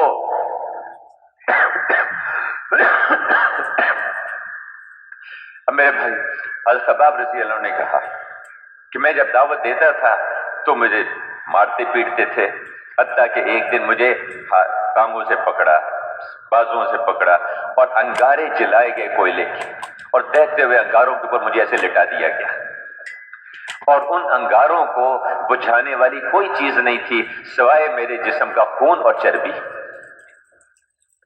بلال کے ساتھ تو یہ نہیں ہوا، میرے ساتھ جو کچھ ہوا بلال کے ساتھ ٹھیک ہے، ان کے ساتھ بھی ہوا، لیکن یہ نہیں ہوا۔ حضرت عمر خاموش ہو گئے۔ تو مشقتیں مجاہدے، حضرت سمیہ رضی اللہ عنہ کو شہید کر دیا گیا اسی دعوت کی وجہ سے۔ حضرت عمار بن یاسر، حضرت سمیہ، ان کو ابو جہل کبھی مار رہا ہے، کبھی جو ہے وہ تو کبھی عتبہ کبھی شیبہ، آپ پاس سے گزرتے تو اس وقت میں کچھ آپ تسلی دیتے ان کو، کچھ کر نہیں سکتے تھے کہ یا رسول اللہ یہ ہمارے ساتھ، اصبر یا آل یاسر ان موعدکم الجنہ، صبر کرو برداشت کرو، تمہارے لیے جنت کے وعدے ہیں، جنت کی خوشخبریاں تمہارے لیے، وعدے ہیں تمہارے لیے، اور کہ برداشت کرو، کفوا ایدیکم، اپنے ہاتھوں کو روک کے رکھو، کچھ نہ کہو، برداشت کرو اور لگے رہو، دعوت دیتے رہو۔ آپ قرآن اترتا، قرآن کی آیتیں پڑھ کے سناتے، حوصلہ بڑھاتے، نماز صبح و شام کی نماز اس کی ابتدائی شکل میں نماز پڑھو اللہ سے مانگو، نماز پڑھو اللہ سے مانگو، تو جو ایمان لاتا وہ دعوت میں لگتا، جو ایمان لاتا وہ قرآن سیکھنے میں لگتا، قرآن پڑھ کے لوگوں کو دعوت دینے میں لگتا، جو ایمان لاتا وہ نماز پڑھ کے اللہ سے دعا مانگنے میں لگ جاتا، اللہ سے مانگنے میں لگتا، اور اخلاق بنتے گئے، برداشت کرتے رہے، صبر کرتے رہے۔ پھر میرے بھائیوں بزرگوں، کرتے کرتے اللہ پاک نے آپ صلی اللہ علیہ وسلم کی اسکیم کو ساری دنیا میں چلایا۔ پھر آپ وہاں سے ہجرت کر کے وہاں مدینہ منورہ تشریف لے آئے. جب اللہ نے آپ کو، اس سے پہلے معراج کا واقعہ ہوا جس میں حضور صلی اللہ علیہ وسلم کو جبرائیل علیہ السلام اپنے ساتھ لے کے چلے، بیت المقدس کی طرف کو لے کر گئے. راستے میں 4 جگہ نفل پڑے، اور جب وہاں پہنچے تو جبرائیل علیہ السلام پوچھا کہ آپ نے معلوم ہے آپ نے کہاں کہاں نفل پڑھے؟ کہا نہیں بتائیے. یعنی پہلی جگہ وہ یثرب ہے جو آپ کی آئندہ ہجرت کی جگہ ہوگی، وہاں آپ نے پڑھے. پھر وہاں سے جب آپ آگے چلے تو آپ نے وہاں 2 رکعت پڑھی جو حضرت شعیب علیہ السلام کی بستی تھی، وہاں 2 رکعت پڑھی. پھر آگے آپ نے وہاں 2 رکعت پڑھی جہاں موسیٰ علیہ السلام سے اللہ پاک نے کلام کیا تھا، شجر موسیٰ، وہاں آپ نے 2 رکعت پڑھی. اور چوتھی جگہ بیت اللحم جو عیسیٰ علیہ السلام جہاں ان کی ولادت ہوئی تھی، وہاں آپ نے 2 رکعت پڑھی. پھر بیت اللہ پہ آپ تشریف لے آئے، بیت المقدس پہ تشریف لائے، وہاں انبیاء کرام صفوں میں کھڑے ہیں سب، اور مصلی کی امام کی جگہ خالی ہے. اب سب انبیاء علیہ السلام انتظار میں ہیں کہ امامت کون کرائے گا. میرے بھائیوں، یہ جو ہمارے علماء کرام ہیں نا جی، ہم ان کی قدر کریں. ان کو وہ نسبت حاصل ہے. دیکھو اللہ پاک نے ان کو بہت اونچا کیا ہے. جن کو اللہ نے مقام دیا ہم بھی ان کو مقام دیں، ہم بھی ان کو آگے رکھیں. نماز کا وقت آتا ہے، دن میں 5 دفعہ اللہ پاک ہمیں ایک بات سمجھاتے ہیں کہ 5 دفعہ دن میں کہ جی وہ اجی ڈاکٹر صاحب آپ ذرا پیچھے ہو جائیں، بریگیڈیئر صاحب آپ بھی ذرا پیچھے ہو جائیں، اجی مالدار صاحب، تاجر صاحب آپ بھی ذرا پیچھے، مولانا آپ آگے تشریف لائیے، آپ نماز پڑھا دیجیے. کیوں جی دن میں 5 دفعہ اللہ پاک بتاتے ہیں کہ نہیں؟ ہاں تو ہم ان کی قدر کریں. خیر یہ تو ایسے بیچ میں بات آ گئی. تو جبرائیل علیہ السلام نے حضور صلی اللہ علیہ وسلم کا بازو پکڑا، ان کو آگے مصلی پہ کھڑا کر دیا. اس لیے کہتے ہیں امام الانبیاء، امام الانبیاء، سارے نبیوں کے امام ہیں. آپ صلی اللہ علیہ وسلم آپ نے نماز پڑھائی. اس کے بعد پھر آپ معراج پہ آسمانوں پہ تشریف لے گئے. جب وہاں پہنچے تو اللہ پاک نے پوچھا کہ آپ ہمارے لیے کیا لے کر آئے ہیں؟ کہا کہ یا اللہ التحیات للہ والصلوات والطیبات، کہ اللہ جتنی عبادتیں ہیں مالی بدنی قولی وہ سبھی آپ کے لیے، ہم کیا لا سکتے ہیں آپ کے لیے. میں السلام علیکہ ایھا النبی ورحمۃ اللہ وبرکاتہ، اے ہمارے حبیب آپ پر سلامتی ہو، برکتیں ہوں، رحمتیں ہوں اللہ کی طرف سے. اور فوراً کیا فرمایا کہ السلام علینا وعلی عباد اللہ الصالحین. اے اللہ صرف میرے اوپر نہیں، میرے اوپر بھی اللہ، میرے اوپر بھی، اور جتنی انسانیت، جتنے نیک لوگ ہیں، جتنے اے اللہ جتنے نیک، ان سب کے اوپر آپ کی رحمت. اللہ کی شان ہے. اللہ کے حبیب ہمیں وہاں جا کر نہیں بھولے، اور ہم یہاں اپنے کھیتوں میں، اپنی دکانوں میں، اپنے گھروں میں ہم اللہ کے رسول کو بھول گئے. اللہ کے حبیب یعنی ویسے سمجھانے کے لیے دکاندار کے پاس آئے، کہتے بھائی مجھے یہاں جگہ دے دو. یا رسول اللہ مسجد میں تو آ کے آپ کو دیکھ لیں گے، اس دکان میں آپ کے لیے گنجائش نہیں. میری وجہ یہ ہے کہ جب آپ اگر یہاں آ گئے تو مجھے سچ بولنا پڑے گا، میں ملاوٹ نہیں کر سکوں گا، میں کسی کو دھوکہ نہیں دے سکوں گا، میں کم نہیں توڑ سکوں گا، اس لیے آپ یہاں سے تو تشریف لے جائیے. اللہ کے رسول کھیت والے کے پاس جاتے ہیں، اس سے کہتے ہیں اجی یا رسول اللہ آپ مسجد میں پہنچ جائیں، میں وہاں آپ کے پاس آ جاؤں گا. اگر آپ میرے کھیت میں آ گئے تو میں تو سودی نظام پر میں بیج نہیں لے سکوں گا، میں جو ہے سودی قرضے پر میں کھادے نہیں لے سکوں گا، میں تو عشر بھی مجھے روکنا ہے، مجھے تو عشر دینا پڑے گا. اگر آپ آ گئے آپ یہاں سے بھی تشریف لے جائیے، آپ یہاں سے بھی تشریف لے جائیے. اچھا مجھے اپنے گھر میں ہی جگہ دے دو. یا رسول اللہ اگر آپ میرے گھر میں آ گئے تو میرے گھر میں وہ جو خرافات ہے مجھے تو وہ ساری نکالنی پڑیں گی. اگر آپ میرے گھر میں آ گئے تو مجھے تو گھر کے اندر بیوی کے ساتھ بھی اچھا سلوک کرنا پڑے گا، بچوں کا بھی مجھے، اور والدین کی بھی مجھے خدمت کرنی پڑے گی، رشتہ داروں کے ساتھ بھی مجھے اچھا سلوک کرنا پڑے گا. میں تو زمین کے جھگڑے میں بہن کے ساتھ کبھی بولتا نہیں ہوں، میں تو مکان کے جھگڑے میں چچا کے ساتھ مقابلے پہ کھڑا ہوں، تو میں یہ نہیں کر سکتا، میں یہ نہیں کر سکتا. آپ میرے گھر سے بھی تشریف لے جائیے. بھئی یہ ہمارا، معاف کر دینا، یہ ہمارا. تو میرے بھائیوں، اللہ کے رسول ہمیں وہاں نہیں بھولے، ہم یہاں ہر عمل میں بھول گئے. کھانے میں حضور کا طریقہ نہیں سامنے، پینے میں حضور کا طریقہ سامنے نہ رہا، لباس میں حضور کا طریقہ سامنے نہ رہا. کہتے جی حضور کا، کہتے یہ پرانے طریقے کا. سواری پہ کیسے بیٹھنا ہے، سفر کیسے کرنا ہے، شادی میں حضور کا کیا طریقہ، سب کو راضی کریں گے. سب سے زیادہ ناراض اللہ اور اللہ کے رسول کو کریں گے. شادی ہے، شادی ہماری خوشی اللہ کی ناراضگی میں، ہماری خوشی اللہ کے رسول کی ناراضگی میں. اور اللہ کے رسول وہاں نہیں بھولے ہمیں وہاں پر۔ اس کے بعد اللہ نے پوچھا کہ آپ کو بہت ساری صفات ہم نے دی ہیں، آپ کو ان میں سے سب سے زیادہ پسند کون سی صفت ہے؟ فرمایا کہ اے اللہ میں آپ کا بندہ ہوں، عبدیت، پر مجھے یہ سب سے زیادہ پسند ہے۔ پھر جب آپ واپس تشریف لا رہے تھے تو اللہ نے 8 چیزیں آپ کو خاص طور سے دی اپنی امت کے لیے کہ یہ ہماری طرف سے لے کے جائیے۔ ایک تو 5 نمازیں دی، نماز دی، اور روزہ دیا اور زکوٰۃ دی۔ 5 نمازیں وہاں پر دی اور روزہ اور زکوٰۃ، صدقہ، یہ دیا اللہ کے اب امت کے لیے کہ اپنی امت کے لیے لے جائے۔ اور اس کے ساتھ ساتھ یہ کہا کہ تمہارا مذہب اسلام ہوگا اور تمہارا نام مسلمان ہوگا۔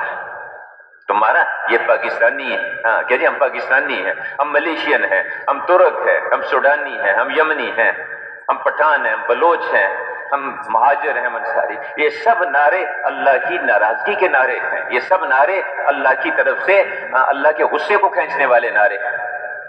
ہم اس کی بنیاد پہ کسی کے ساتھ سلوک نہیں کریں گے، یہ میری پارٹی کا ہے، یہ میری قوم کا ہے، یہ میرے قبیلے کا ہے، نہیں، ہم اللہ کے امر کو دیکھیں گے، اللہ کے رسول کے طریقے کو دیکھیں گے، اس بنیاد پہ ہم سب کے ساتھ چلیں۔ ہم مسلمان ہیں، وَسَمَّاكُمُ الْمُسْلِمِينَ، اللہ نے تمہارا نام مسلمان رکھا ہے، یہ اللہ نے آسمانوں سے طے کر کے بھیجا، اور تمہارا دین اسلام ہے۔ قبر میں رکھا جائے گا، پوچھا جائے گا بتا تیرا دین کون سا ہے؟ اب جس نے قوم کو، قبیلے کو اور اپنی زبان والوں کو، اور کیسی طلبہ کی یونین ہے، یہ استادوں کی یونین ہے، یہ تاجروں کی انجمن ہے، یہ راجپوتوں کی، یہ میمنوں کی، اور یہ گجراتیوں کی، یہ مہاجروں کی، کوئی یونین نہیں ہے، کچھ نہیں، ہم اللہ کے ہیں اور ہم اللہ کے رسول کے ہیں، ہم مسلمان ہیں۔ اب قبر میں رکھا جائے گا، جب یہ پوچھا جائے گا بتا تیرا دین کون سا ہے، کیا جواب دے گا یہ وہاں پر جا کے؟ ہاں میرا دین اسلام ہے، میں مسلمان ہوں، میں مسلمان ہوں، میرا دین اسلام ہے۔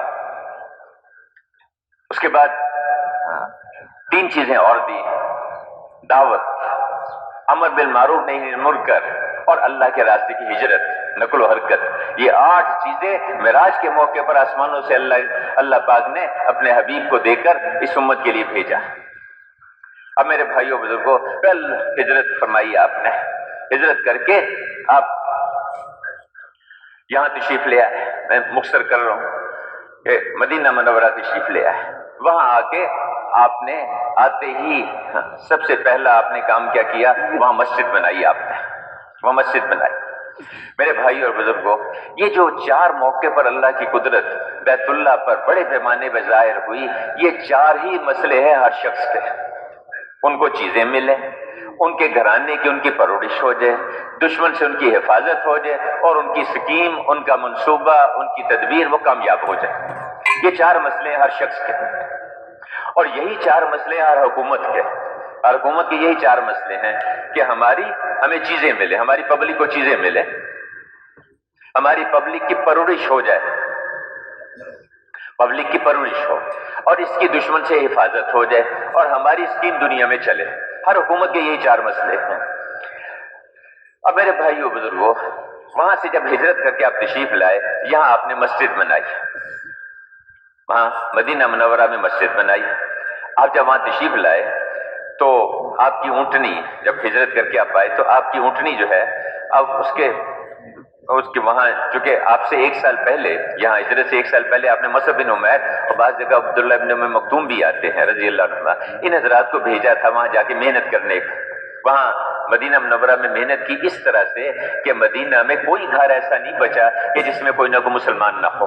1 سال پہلے محنت کر لی، اس لیے اب وہاں محنت کی آپ، اور اللہ نے ایک فضا میں تو انتظار تھا کہ حضور صلی اللہ علیہ وسلم تشریف لائیں گے۔ جب آپ کے آنے کی خبر ملی کہ حضور صلی اللہ علیہ وسلم اور ابو بکر رضی اللہ عنہ آ رہے ہیں، تو روز جو ہے وہ وہاں ثنیۃ الوداع، وہاں استقبال کے لیے لوگ آ جاتے تھے۔ جب ایک دن آئے تو وہ اس کے جانے لگے، انتظار کرتے رہتے تھے، تو اتنے میں بھی حضور صلی اللہ علیہ وسلم ابو بکر رضی اللہ عنہ آئے، تو انہوں نے، ایک یہودی نے دیکھا، وہ کہا کہ وہ دیکھو، وہ جس کا تم انتظار کر رہے تھے کئی دنوں سے، وہ آ رہے ہیں۔ تو حضور صلی اللہ علیہ وسلم جب تشریف لائے ابو بکر، تو چھوٹی چھوٹی بچیوں نے شعر پڑھے، طلعت بدر علینا من ثنیات الوداع، کہ 14ویں کا چاند طلوع ہو گیا ہمارے اوپر ثنیۃ الوداع کی طرف سے۔ اور ہمارے ذمہ شکر واجب ہے، جب تک جو ہے دائی دنیا میں دعوت دیتے رہے ہمارے ذمہ شکر واجب ہے۔ تو آپ صلی اللہ علیہ وسلم تشریف لائے، وہاں آپ نے وہاں مسجد بنائی، اور جو مسجد بنائی آپ نے وہ ایسی کہ ہر آدمی آسانی سے بنا سکتا ہے۔ دن میں مردوں نے کام کیا، رات میں مستورات نے کام کیا۔ اور پھر میرے بھائیوں، اس مسجد میں کھجور کے تنے، وہ ستون، اور اوپر اس کے کھجور کے پتوں کی چھال، نیچے کچا فرش، ہلکی بارش ہوتی تو وہ اس کے جو کیچڑ ہو اس میں اس سے حفاظت ہو جاتی، تیز بارش ہوتی تو پانی اندر آ جاتا۔ بعض موقعوں پر آپ نے کیچڑ میں بھی سجدہ کیا۔ اور اس مسجد میں کوئی بیت الخلا نہیں، کوئی وضو خانہ نہیں، کوئی غسل خانہ نہیں، کوئی پکا فرش نہیں، کچھ نہیں، حتیٰ کہ کوئی چراغ بھی نہیں۔ حضرت تمیم داری رضی اللہ عنہ، انہوں نے پہلی دفعہ مسجد میں چراغ جلایا ہے۔ آپ صلی اللہ علیہ وسلم بہت خوش ہوئے، اتنا خوش ہوئے، آپ نے فرمایا کہ اگر میری کوئی بیٹی ہوتی، غیر شادی شدہ اگر کوئی بیٹی ہوتی تو میں اس کا نکاح اس کے ساتھ کر دیتا۔ ایک صحابی وہاں بیٹھے تھے، سمجھدار لوگ تھے، اللہ نے حضور کی مصاحبت کے لیے ان کو چنا تھا۔ آدم علیہ السلام سے لے کر اور قیامت تک کے آنے والے سارے انسانوں کی قلوب پر نگاہ ڈال کے اللہ پاک نے حضور کی مصاحبت کے لیے یہ چند لاکھ آدمیوں کو چنا تھا۔ یہ چنے ہوئے لوگ تھے حضور کی صحبت کے لیے۔ کہتے ہیں میرے صحابہ، ہر صحابی ستاروں کی طرح سے ہے، جس کے پیچھے بھی چلو گے تم کامیاب ہو جاؤ، منزل پہ پہنچ جاؤ۔ اور میرے کسی صحابی کو ہلکا سمجھنا، کہتے ہیں ان کے بغیر یعنی کوئی کام ہو ہی نہیں سکتا، جیسے کھانا جو ہے نمک کے بغیر مزیدار بن نہیں سکتا، اس طرح میرے صحابہ کے بغیر کوئی کام نہیں ہو سکتا، صحیح ہو ہی نہیں سکتا، ان کے پیچھے چلنا۔ تو آپ صلی اللہ علیہ وسلم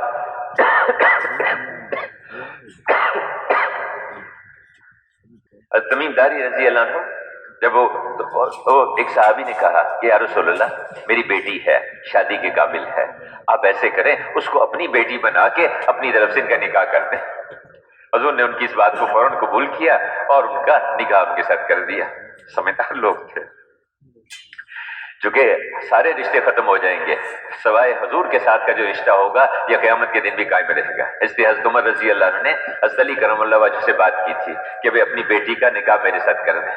میں چاہتا ہوں کہ میرا جو حضور کے ساتھ جو قرابت ہے یہ قرابت قیامت کے دن بھی قائم رہے۔ اس پہ حضرت علی کرم اللہ وجہ نے اپنی بیٹی کا نکاح حضور صلی اللہ علیہ وسلم نے کیا، ام کلثوم رضی اللہ عنہا۔ میرے بھائیو، اب تمیم داری رضی اللہ عنہ سن 9 ہجری میں مسلمان ہوئے ہیں۔ 9 سال تک ساری نمازیں، فجر بھی اور مغرب بھی، عشاء بھی، سب اندھیرے میں ادا ہوتی رہی۔ تو خیر مسجد بنائی اور مسجد میں وہ اعمال شروع کیے، جو اعمال وہاں انفرادی طور پر تھے یہاں اجتماعی طور پر شروع ہوئے۔ میرے بھائیو، آج بھی ہمارا کام کیا ہے؟ جہاں مسجد نہیں وہاں مسجد بنانا، اور مسجد بنی ہوئی ہے اور اس مسجد کو اعمال سے آباد کرنا۔ مسجدوں میں روزانہ مشورہ ہو، مسجدوں کے اندر روزانہ ایمان کی دعوت ہو، ایمان کے تذکرے ہوں، اللہ کی طرف دعوت دینا، اللہ کی طرف بلانا، مسجدوں میں فضائل کی تعلیم ہو۔ آپ صلی اللہ علیہ وسلم مسجد میں تشریف لائے، کچھ ساتھی ادھر بیٹھے تھے، کچھ لوگ ادھر بیٹھے ہوئے تھے۔ یہاں کیا ہو رہا ہے؟ یہاں جی ذکر، ہاں، اور یہاں کیا ہو رہا ہے؟ یہاں کچھ سیکھنا سکھانا ہو رہا ہے، دین سکھایا جا رہا ہے اور دین سیکھا جا رہا ہے۔ آپ نے فرمایا یہ بھی خیر کی ڈھیری، یہ بھی خیر کی ڈھیری، مجھے اللہ نے معلم بنا کے بھیجا ہے۔ اس حلقے میں آپ بیٹھ گئے جہاں سیکھنا سکھانا تھا۔ مسجدوں میں دعوت کی فضا، مسجدوں میں تعلیم کے حلقے، فضائل کی تعلیم کے حلقے، مسائل کا سیکھنا سکھانا، علماء کرام اس کی خود فکر کرنے والے ہوں کہ ہمارے محلے کا ہر آدمی عبادات کا دین سیکھے۔ دیکھیے تبلیغ میں دین نہیں سکھایا جاتا، وہ دین جس کا تعلق جد و جہد کے ساتھ ہے، محنت کے ساتھ ہے، اس کی طرف متوجہ کیا جاتا ہے۔ باقی اجمالی طور پر دین کی کچھ موٹی موٹی کوئی نماز، کوئی وضو کا طریقہ، کوئی غسل، تفصیلی دین جتنا ہے درخواست کی جاتی ہے کہ اپنے اپنے علاقے کے علماء کرام کی خدمت میں حاضر ہوں، وہاں سے دین سیکھیں، ان سے احکامات سیکھیں، تجارت کے احکامات ان سے سیکھیں، ملازمت کا دین ان سے سیکھیں، عبادات کا دین ان سے سیکھیں، نماز ہے، روزہ ہے، عمرے کے لیے جا رہے ہیں، حج کے لیے جا رہے ہیں، زکوٰۃ ذمہ ہے نہیں ہے، یہ سب چیزیں اپنی مستورات کے متعلق مسائل سب علماء سے پوچھیں۔ تو فضائل کے حلقے، فضائل کی تعلیم، کس عمل پہ اللہ کیا دیں گے، کس عمل پہ کیا ہوگا، یہ سب اعمال مسجدوں کے اندر اس کی فضا بنی ہوئی۔ تو ایمان کی دعوت، فضائل کی تعلیم، مسائل کا سیکھنا سکھانا، قرآن شریف کی تلاوت، اللہ کا ذکر۔ آپ صلی اللہ علیہ وسلم قرآن شریف کی تلاوت کا ایک دفعہ صحابہ کرام انتظار کر رہے تھے، آپ کو آنے میں تاخیر ہو گئی۔ جب آپ تشریف لائے تو فرمایا کہ اصل میں نے جو قرآن کا جتنا پڑھنا روزانہ اپنے لیے مقرر کر رکھا ہے وہ رہ گیا تھا، میں اس کو مکمل کر رہا تھا، اس لیے مجھے تاخیر ہوئی آنے میں۔ تو روزانہ اس لیے کہتے ہیں کم از کم ایک پارہ روزانہ قرآن شریف کی تلاوت آدمی کرے۔ اور جو حفاظ کرام ہیں ان کو اللہ نے یہ سعادت دی ہے، ان سے کہتے ہیں کہ 3 پارے روزانہ پڑھا کریں، 3 پارے روزانہ اس کا اہتمام کریں۔ تو میرے بھائیوں، مسجدوں میں ان اعمال کا اہتمام، مسجدوں میں انفرادی دعوت، گشتیں، ملاقاتیں، لوگوں کو مسجد میں لے کے آنا، ان کو ان اعمال والا بنانا، ان کو اللہ کے راستے میں نکلنے پر تیار کرنا، اس کے لیے مسجدوں میں مشورے ہوں۔ اس کے لیے مسجدوں کے اندر حضور صلی اللہ علیہ وسلم یعنی مسجد میں مشورہ، آپ گھر میں مشورہ ہوتا تھا۔ بعض اوقات عشاء کے بعد حضرت ابوبکر عمر رضی اللہ عنہ آپ کے ساتھ بیٹھتے، فجر کی نماز کا وقت ہو جاتا، تو کہتے کہ حضور نے فرمایا جس کا مفہوم ہے کہ اللہ اور اللہ کا رسول مشورے کا محتاج نہیں، لیکن اللہ نے مشورے کو خیر کی چیز بنایا۔ جب تمہارے مالدار سخی ہوں، بہترین لوگ تمہارے حاکم ہوں، آپس کے کام مشورے سے ہوتے ہوں، تو زمین کے اوپر رہنا قبروں میں دفن ہونے سے زیادہ اچھا ہے۔ تو مسجدوں میں روزانہ مشورہ، مسجدوں کے اندر روزانہ اس کا سوچنا کہ بھی ہماری مسجد ساری دنیا میں دین کے پھیلنے کا کیسے ذریعہ بنے، ساری دنیا میں اسلام کے پھیلنے کا کیسے ذریعہ بنے، گھر گھر میں ایمانی زندگی وجود میں آئے، گھر گھر میں اسلامی زندگی وجود میں آئے، اس کے لیے روزانہ مشورہ کرنا، اس کے لیے روزانہ فکر کرنا۔ ہر مسجد پوری دنیا میں ہدایت کے آنے کا ذریعہ بن سکتی ہے، اللہ نے ہمیں ترتیب ایسی دے دی۔ ہر مسجد کی جماعت فکر کر کے روزانہ کی ملاقاتیں، روزانہ کی گشتیں اور روزانہ کی محنت، پھر ہفتے واری جو گشت ہے، اس کے ذریعے محلے کے ہر مرد کو اس محنت پہ لا سکتے ہیں، اس کو ایمان والا بنانا، اس کو نماز والا بنانا، اس کو دعا والا بنانا۔ شروزے کی جماعتوں کے ذریعے قریب کی بستیاں، بیرونی گشت کے ذریعے قریب کے محلے، چلے 3 چلے کی جماعتوں کے ذریعے ہر مسجد پوری ملک کے اندر، اور سال 7 مہینے کی جماعتوں کے ذریعے پوری دنیا کے ملکوں میں دین کو پھیلا سکتی ہے۔ ہر مسجد کی جماعت پوری دنیا میں دین پھیلا سکتی ہے۔ اس کے لیے مشورہ کرنا، اس کے لیے سوچنا۔ جب مشورے کے لیے بیٹھیں تو ساری دنیا کو سامنے رکھ کے بیٹھ کے سوچیں، سارے عالم کو سامنے رکھ کے، اور پورے دین کو سامنے رکھیں، اور پوری امت کو سامنے رکھ کے سوچیں کہ بھی کیسے ہماری مسجد پوری دنیا میں ہدایت کے آنے کا ذریعہ بنے، پورے عالم میں دین کے پھیلنے کا ذریعہ بنے۔ میرے بھائیوں بزرگوں، اس کام میں بچے کے اندر یہ سوچ پیدا کرنی کہ تو پورے عالم کا ذمہ دار ہے، تجھے اللہ نے پوری دنیا کے لیے بھیجا ہے، یہ معمولی سوچ نہیں ہے۔ اور قومیں اپنی سوچ کی وجہ سے بلند ہوتی ہیں۔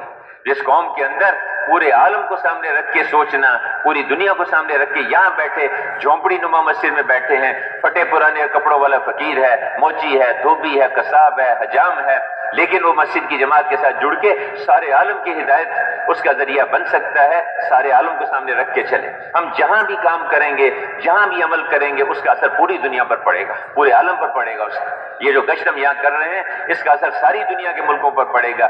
یہاں جو ہم تعلیم کا حلقہ لگائیں گے، چونکہ اس امت کا معاملہ اجتماعی ہے، اس امت کا معاملہ اجتماعی ہے، جہاں بھی ہم عمل کریں گے اس کا اثر پوری دنیا پر، پورے عالم پر پڑے گا اس کا اثر۔ تو میرے بھائیوں، اب مسجدوں میں ان اعمال کی فضا بنانا، اب جن مساجد میں ان اعمال کا ماحول ہوگا، ان اعمال کی فضا بنے گی، یہ مسجدیں ان مسجدوں کا تعلق بیت اللہ کے ساتھ ہو جائے گا، اور جو قدرت بیت اللہ پہ اللہ کی ظاہر ہوئی، وہی قدرت اس مسجد پر اور اس مسجد کے آباد کرنے والوں پر ہوگی۔ مسجد ہر متقی کا گھر ہے، مسجد ہر نبیوں کے بیٹھنے کی جگہ ہے۔ جو مسجد میں آ گیا وہ اللہ کی رحمت میں آ گیا، جو مسجد میں کثرت سے رہتے ہیں وہ اللہ کے پڑوسی ہیں، فرشتے ان کے ہم نشین ہو جاتے ہیں، کسی کام کو نکلتے ہیں فرشتے ان کی مدد کرتے ہیں، اور کسی کو بیماری آ جاتی ہے فرشتے ان کی عیادت کرتے ہیں۔ یہ مسجدیں ہیں، اللہ کے گھر ہیں۔ مسجدوں کو آباد کرنا، مسجدوں میں کثرت سے رہنا، مسجدوں کے آداب کا بھی خیال رکھنا، مسجدوں کے آداب کا بھی خیال رکھنا۔ اب میرے بھائیوں، مسجدوں کو آباد کرنا، تو اب جب ان مساجد کا جوڑ ہے بیت اللہ کے ساتھ، جتنی دنیا بھر کی مسجدیں ہیں سب بیت اللہ کی بیٹیاں ہیں، سب بیت اللہ کی بیٹیاں ہیں۔ ان مسجدوں میں وہ اعمال جو بیت اللہ پہ، وہ اعمال جو حضور صلی اللہ علیہ وسلم جن پہ امت کو کھڑا کیا تھا، وہ اعمال ان مسجدوں میں ہوں گے، ان کا جوڑ بیٹھے گا بیت اللہ کے ساتھ، اور بیت اللہ کا جوڑ ہے اللہ کی قدرت کے ساتھ۔ تو جیسے اللہ نے وہاں ان کی پرورش کی، اللہ نے ان کی حفاظت کی، اللہ پاک نے ان کی تربیت فرمائی، اسی طرح ان مسجدوں کو آباد کرنے والے اللہ پاک ان کو غیب سے چیزیں دے گا، اللہ پاک ان کی پرورش کرے گا، اللہ ان کی اور ان کے گھرانوں کی حفاظت کرے گا، اور اللہ پاک ان کے مشوروں کو دنیا میں چلائے گا، ان کی تدبیروں کو دنیا میں پھیلائے گا۔ اگلا کام کیا کرنا ہے؟ ہر گھر کو مسجد کی شاخ بنانا ہے، ہر گھر کو مسجد کی شاخ بنانا ہے۔ وہی اعمال جو مسجدوں میں ہوتے ہیں وہی اعمال ہر گھر میں جاری ہو۔ گھروں میں ہماری مسکرات، ایمان کی دعوت، ایمان کے تذکرے۔ حضور کے زمانے میں عورتیں بھی دعوت دیتی تھیں، عورتیں بھی ایمان کی بات کرتی تھیں۔ خدیجہ رضی اللہ عنہ، میں نے عرض کیا کہ پہلے دن کتنی عورتیں ہیں جو خدیجہ رضی اللہ عنہ کی دعوت پر ایمان لائیں۔ حضرت ام جمیل رضی اللہ عنہ جو حضرت عمر رضی ان کی ہمشیرہ ہیں، جنہوں نے ان کو دعوت دی تھی حضرت عمر رضی اللہ عنہ کو، اور انہوں نے ان کی پٹائی بھی کی تھی، اے ام جمیل، یہ حضرت ان کی جو ہمشیرہ ان کو دعوت خدیجہ رضی اللہ عنہ نے دی تھی، ان کی دعوت پہ ایمان لائیں۔ اور کتنی عورتیں ہیں جن کو حضرت خدیجہ نے دعوت دی، ان پہ ایمان لائیں۔ ام جمیل نے دعوت دی، اور ام شریک رضی اللہ عنہ مکہ میں عورتوں کو دعوت دیتی تھی گھروں میں، اور ان کو جا کے سمجھاتی تھی، ایمان لاتی تھی، حتیٰ کہ جو قریش مکہ تھے، کفار تھے، کیونکہ یہ تو ہماری عورتوں کو بھی خراب کر رہی ہے، ان کو سزا دینے کا سوچا، اور ان کو جو ہے رسی ہاتھوں سے باندھ کے ان کو 6 آدمیوں کے ساتھ بھیجا کہ جاؤ اس کے میکے اس کو چھوڑ کے آ جاؤ۔ خیر وہ لمبا واقعہ ہے۔ راستے میں اللہ پاک نے جو ہے ویسا معجزہ دکھایا، وہ بیچاری نڈال ہو گئی، مرنے کے قریب ہو گئی، اللہ نے آسمانوں سے ڈول اتارا، اس کا پانی پیا، بڑے حیران ہوئے جو مشرکین تھے جو ان کو لے کے جا رہے تھے، جب اٹھے دیکھا کہ یہ تو کیا قصہ ہوا، انہوں نے سارا واقعہ سنایا اور دعوت دی، اور وہ 6 کے 6 جو قتل کرنے آئے تھے، جو جان سے مارنے آئے تھے، جو وہاں سے نکالنے کے لیے آئے تھے، وہ 6 کے 6 ایمان لے آئے۔ تو عورتیں بھی دعوت دیتی تھیں گھروں میں، عورتوں کو سے بات کرتی تھی، ان کو دعوت دیتی تھی، اور گھروں کے اندر فضا ایسی تھی، ایمان کے تذکرے، آخرت کے تذکرے، اعمال کے تذکرے ہوتے تھے۔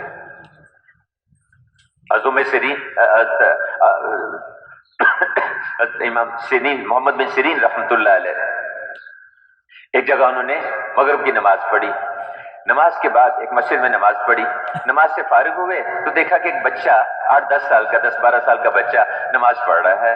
نماز کے بعد وہ فارغ ہوا، نفل پڑھے، اس نے دعا مانگی، دعا بھی لمبی مانگتا رہا، بہت خوش متاثر ہوئے اس کی دعا سے، نماز سے۔ اس کو بلایا بعد میں، کہا بیٹا میں تمہارے والد سے ملنا چاہتا ہوں، انہوں نے بڑی اچھی تربیت کی ہے تمہاری۔ اس نے کہا جی میرے ابا کا تو میں چھوٹا سا تھا انتقال ہو گیا تھا، میری پرورش اور تربیت تو میری ماں نے کی ہے، تو اس پہ ذرا سوچ میں کہنے لگے کہ بیٹا میں تمہیں اپنی پرورش میں لے لوں۔ کہتے یتیم بچہ جو شخص اس کی پرورش کرتا ہے، تربیت کرتا ہے، تمہارے گھروں میں سے بہترین گھر وہ ہے جس میں کوئی یتیم بچہ ہو اور اس کے ساتھ اچھا سلوک ہوتا ہو۔ کوئی کسی کے دل میں سختی ہے، دل اس کا سخت ہے، یتیم بچوں کے ساتھ ان پہ سر پہ شفقت سے ہاتھ پھیرا کرے، اللہ اس کے دل کو نرم کر دے گا۔ تو انہوں نے کہا بچے سے کہا کہ میں تمہیں اپنی پرورش میں لے لوں۔ اس نے کہا جی میری کچھ باتیں ہیں آپ سن لیں پھر جیسے کہیں گے۔ کیا بات ہے؟ کہا مجھے بھوک لگتی ہے، آپ مجھے کھانے کو دیں گے؟ ہاں وہ بھی دوں گا۔ مجھے جو ہے سردی گرمی لگتی ہے اس کا بھی انتظام کریں؟ ہاں بیٹا اس کا بھی کروں گا۔ میں بیمار ہو جاتا ہوں، مجھے صحت بھی دیں گے؟ ہاں یہاں رک گئے کہ بیٹا صحت تو اللہ دیتا ہے، میں تو کوئی دوائی لا کے دے دوں گا، دوا دارو کر دوں گا۔ کہ اچھا میں مر جاؤں گا مجھے زندہ بھی کریں گے؟ کہا کہ زندگی موت تو اللہ پاک کے ہاتھ میں، اچھا آپ میرے آدھے کام کریں گے آدھے نہیں کریں گے۔ تو ایسے ہے کہ مجھے آپ اسی اللہ کی ذمہ داری میں رہنے دیں جو مجھے کھلاتا پلاتا ہے اور مجھے سردی گرمی سے بچاتا ہے، میں بیمار ہو جاتا ہوں مجھے صحت دیتا ہے، میں مر جاؤں گا مجھے زندہ بھی کرے گا۔ یہ گھروں کی تربیت تھی، مائیں سکھاتی تھی، ایمان سکھاتی تھی، اللہ سے لینا سکھاتی تھی، نماز والا بناتی تھی، دعا والا بناتی تھی۔ گھروں میں ایسی فضا ہو، گھروں میں۔ اب اگلا کام ہم نے گھروں کو مسجد کی شاخ بنانا، یہ اعمال گھروں میں وجود میں آئے۔ ایمان کی دعوت گھروں میں، فضائل کی تعلیم گھروں میں، روزانہ تعلیم کا حلقہ گھروں میں لگے، چھوٹے بچوں کو بھی تعلیم کے حلقوں میں بٹھانا چاہیے۔ اللہ کا ذکر، مستورات اپنا وقت مقرر کریں، دعاؤں کا، تسبیحات کا، قرآن شریف کی تلاوت کا وقت مقرر کریں۔ صحابہ کے زمانے میں ایسے ملتا ہے کہ جو گھروں میں ایک جگہ مقرر کر لیتے تھے، جس کو بعض جگہ مسجد البیت کہتے ہیں، اگرچہ وہ مسجد کے، وہ شرعی مسجد کے اس طرح سے احکامات نہیں ہیں، لیکن ایک جگہ ایسی مقرر کر لیتے تھے جس میں سارے اعمال کا مستورات اہتمام کرتی تھی۔ بڑا گھر ہے ایک کمرہ مقرر کر لیں، چھوٹا گھر ہے کسی ایک کونے میں اس کو صاف ستھرا رکھنا، یہ بھی سنت ہے صحابہ کی۔ اب میرے بھائیوں، گھروں میں ان اعمال کا اہتمام کرنا، مسجدوں میں ان اعمال کا اہتمام کرنا، پھر گھروں میں اللہ کا ذکر ہو، قرآن شریف کی تلاوت ہو اور خدمت کا رخ ہو، محلے والوں پر ان پہ خرچ کرنے کا رخ، یہ گھر جو ہیں ان میں ان اعمال کی فضا بنے۔ اب میرے بھائیوں، اللہ اکبر، اب فاطمہ رضی اللہ عنہا، حضور صلی اللہ علیہ وسلم کے پاس ایک آدمی آیا، کہنے لگے یا رسول اللہ، مسافر ہوں، بھوکا بھی ہوں، کچھ نہیں کھایا، اب گھر بھی نہیں جا سکتا، کوئی سواری بھی پاس نہیں ہے، تو میرا کچھ انتظام کر دے۔ آپ نے صحابہ کو ترغیب دی۔ حضرت سعد بن عبادہ رضی اللہ عنہ نے کہا یا رسول اللہ، یہ میری اونٹنی ہے، یہ ان کو دے دیں تاکہ اپنے سفر کر لے گا، کہ بھوکا بھی ہوں، کچھ اس کے لیے بھی دے دے۔ آپ نے سلمان فارسی رضی اللہ عنہ سے کہا کہ جاؤ جا کے گھروں میں سے کسی گھر سے کچھ کھانے کو مل جائے تو لا کے اس کو دے دو بھائی۔ وہ گئے، اس کو ساتھ لیا اور گئے، کئی گھروں سے پتہ کیا، کچھ نہیں ملا۔ اب فاطمہ رضی اللہ عنہ کے گھر آ گئے، پردے میں ان سے بات کی، کہا کہ کچھ گھر میں کھانے کو ہو تو دے دیں، یہ مسافر ہے، حضور نے بھیجا ہے۔ کہنے لگے سلمان، گھر میں تو کچھ بھی نہیں، 2 دن سے میں نے بھی اور حضرت علی کرم اللہ وجہہ نے اور حسنین نے کچھ نہیں کھایا۔ دودھ پینے کے زمانے میں ان بچوں نے فاقے برداشت کیے، کمانا جانتے تھے، کاروبار کرنا جانتے تھے، یہ نہیں کہ صرف میمنوں کو کاروبار کرنا آتا ہے اور صرف یہ نہیں کہ گجراتیوں کو کاروبار کرنا آتا ہے، یہ نہیں، جانتے تھے۔ شام تک تجارت ان کی ہوتی تھی، یمن تک تجارتی قافلے جاتے تھے، لیکن دین کے کام میں اس طرح سے لگے کہ اس کی فرصت ہی نہیں۔ اب فاقے تو نہیں کہا کہ میں جو ہے نا اس کو ایسے تو نہیں جانے دوں گی، یہ حضور کا مہمان ہے، مسافر ہے۔ اپنی جو چادر تھی نا جی اوڑھنے کی، وہ لپیٹی، طے کر کے حضرت سلمان کو پردے کے پیچھے سے پکڑائی، کہا کہ یہ جو ساتھ والی گلی میں یہودی رہتا ہے نا شمون، اس کو دے دو، اس سے جا کے کوئی یہ چادر گروی رکھ لو اور اس کے بدلے میں کچھ جو دے دو، جب ہمارے پاس کچھ ہوگا تمہیں اس کا قیمت دے کے تم سے یہ چادر واپس لے لیں گے، یہ چادر اس کو دے کے جو لے، میں اس کا روٹی بنا کے اس کو دے دیتی ہوں۔ وہ گئے، جا کے اس سے شمون سے بات کی، اس نے کہا قصہ کیا ہے، سارا قصہ اس نے سنا، بہت متاثر ہوا، کہنے لگا کہ یہ نہیں ہوگا، یہ نہیں ہوگا، چادر لپیٹی واپس کی، 350 جو بھی دیے، کہا کہ سلمان یہ نبوت ہے، یہ نبوت ہے، جاؤ فاطمہ سے کہہ دو میں تیرے باپ پہ ایمان لے آیا، تیرے باپ پہ ایمان لے۔ ہمارے گھر لوگوں کی خدمت کا ذریعہ تھے، ہمارے گھر پڑوس والوں کے لیے ان کے لیے نفع کا ذریعہ تھے۔ گھروں میں ایسی فضا، ایمان کی دعوت، فضائل کی تعلیم، مسائل کا سیکھنا سکھانا، گھروں کی جو مستورات ہیں ان کے متعلق مسائل ہم علماء سے پوچھ پوچھ کے ان کی رہنمائی کریں، علماء سے پوچھ پوچھ کے اپنے گھروں کی جو گھر کی جو مستورات ہیں ان کو سکھائیں دی۔ یہ مردوں کی ذمہ داری ہے، مردوں کی ذمہ ہے۔ اس کے لیے جیسے مردوں کی جماعتیں اللہ کے راستے میں نکلتی ہیں، سروزے کی جماعتیں، چلے 3 چلے کی جماعتیں، ملکوں کی جماعتیں، مسجدوں میں ہدایات، مسجدوں میں جو ہے کارگزاری اور مسجدوں میں واپسی کی بات، یہ سارے اعمال، یہ سب سنتیں ہیں۔ حضور صلی اللہ علیہ وسلم زمانے میں مسجدوں سے جماعتیں نکلتی تھیں، ان کو ہدایت دی جاتی تھی، اور جب یعنی حضرت مولانا یوسف رحمۃ اللہ فرمایا کہ 100 سے زیادہ کو 150 کے قریب جماعتیں نکلی، خیر جتنی بھی نکلی وہ بعض میں تھوڑی تعداد، بعض میں زیادہ تعداد جماعتوں کی، اور تھوڑے وقت کے لیے بھی گئی، زیادہ وقت کے لیے بھی گئی، اور جانے سے پہلے ان کو ہدایت دی جاتی تھی، ان کا رخ طے ہوتا تھا، ان کو بتایا جاتا فلاں علاقے میں کام کرنا، اور رخ کے اعتبار سے تو تربیت ایسی کی ہوئی تھی کہ کبھی رخ بتا دیا، کبھی بعض مصلحت کی وجہ سے رخ بتایا نہیں، پرچی کے اوپر لکھ کے دے دیا، لپیٹ کے دے دیا، اپنے پاس رکھ لو، فلاں جگہ جب پہنچ کے پھر جو ہے اس کو کھولنا، پھر پتہ چلے گا، جانا ہے حیدرآباد کی طرف کو اور تشکیل کر دی دوسری طرف کو، بازار دوسری طرف کو، پرچی میں لکھا حیدرآباد، وہاں پہنچ کے پھر واپس جو ہے حیدرآباد جانا ہے۔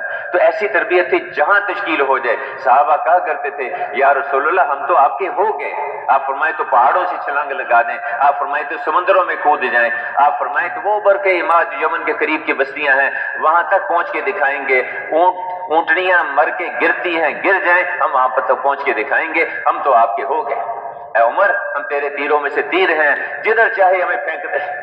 یہ مزاج تھا، یہ نہیں کہ ٹھنڈے علاقے میں اور گرم علاقے میں فلاں کے ساتھ بھیجو فلاں کے ساتھ نہ بھیجو، ہم تو آپ کے۔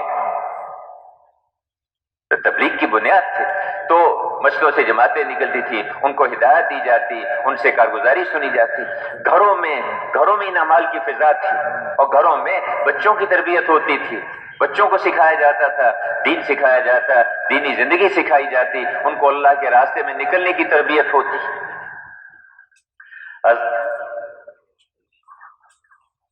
افرا رضی اللہ عنہ 7 بیٹے 7 بدری ہے، 7 بدری ہے، ایسی ترغیب دیتی تھی مائیں، 7 بدری، 2 بیٹے معاذ اور معوذ وہ ابو جہل کے قتل ہونے کا ذریعہ بنے۔ حضرت ام فضل رضی اللہ عنہ 10 بیٹے ہیں اور دنیا کے 10 ملکوں میں ان کی قبریں ہیں۔ قسم بن عباس رضی اللہ عنہ وادی فرغانہ، یہ روس میں کرغزستان اور ازبکستان کا جو سرحد ہے اس میں اس علاقے میں وادی فرغانہ میں ان کی قبر ہے۔ تو مائیں ایسی گھروں میں ترغیب دیتی تھیں، بچے اللہ کے راستے میں نکلتے، عورتیں بھی اپنے مردوں کے ساتھ اللہ کے راستے میں نکلتی تھی۔ تو گھروں میں ان اعمال کی فضا ہو، نقل و حرکت کی فضا ہو، گھروں کے اندر دینی زندگی سیکھی جا رہی اور سکھائی جا رہی۔ تو دوسرا کام گھروں کو مسجد کی شاخ بنانا، اور یہ مسجد والے اعمال ہر گھر کے اندر جاری ہوں۔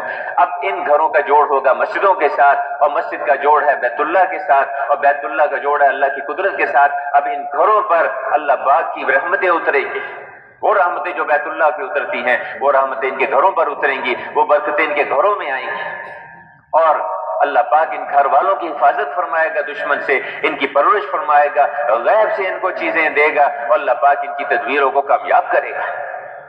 تو اگلا کام اپنے ہر گھر کو مسجد کی شاخ بنانا، ہر گھر کو مسجد کی شاخ بنانا۔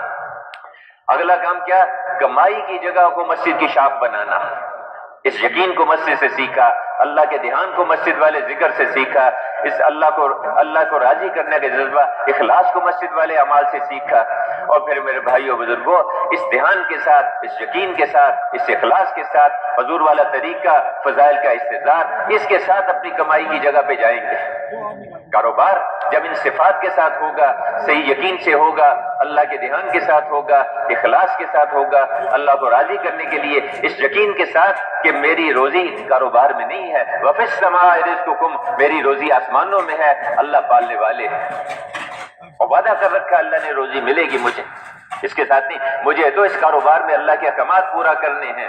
جو اس یقین کے ساتھ چلے گا، اس دھیان کے ساتھ چلے گا کہ اللہ پاک مجھے دیکھ رہے ہیں، اللہ دیکھ رہے ہیں مجھے، یہ کبھی جھوٹ نہیں بولے گا، کبھی دھوکہ نہیں دے گا، کبھی ملاوٹ نہیں کرے گا، ایسا تاجر اس کا حشر انبیاء اور صدیقین کے ساتھ ہوگا۔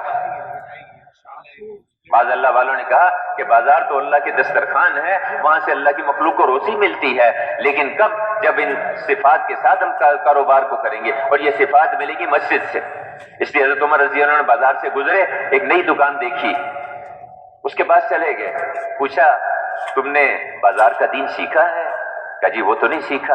تو کوڑا مار، نکل یہاں سے، ہمارے بازاروں کو گندا نہ کرو، ہمارے بازاروں کو گندا نہ کرو، جو پہلے مسجد میں جا کے وہاں سے جا کے ایمان سیکھو، نماز سیکھو، اللہ کے اوامر سیکھو، علماء سے جا کے پوچھیں ہم کہ جی بتائیے تجارت کا کیا دین ہے، تجارت کے کیا احکامات ہیں، میں پیٹرول پمپ پہ کام کرتا ہوں، کیا احکامات ہیں، میں چاندی سونے کا کاروبار کرتا ہوں، کیا احکامات ہیں، میرا کپڑے کا کاروبار ہے، بتائیے کیا احکامات ہے، میں جو ہے کاپی پینسل کی اس کی خرید و فروخت ہے، اس کا کیا احکامات ہے، کیا اصول ہے، میرا امپورٹ ایکسپورٹ کا کاروبار ہے، کنٹینر بھیجتا ہوں منگواتا ہوں، بتائیے کیا احکامات ہیں۔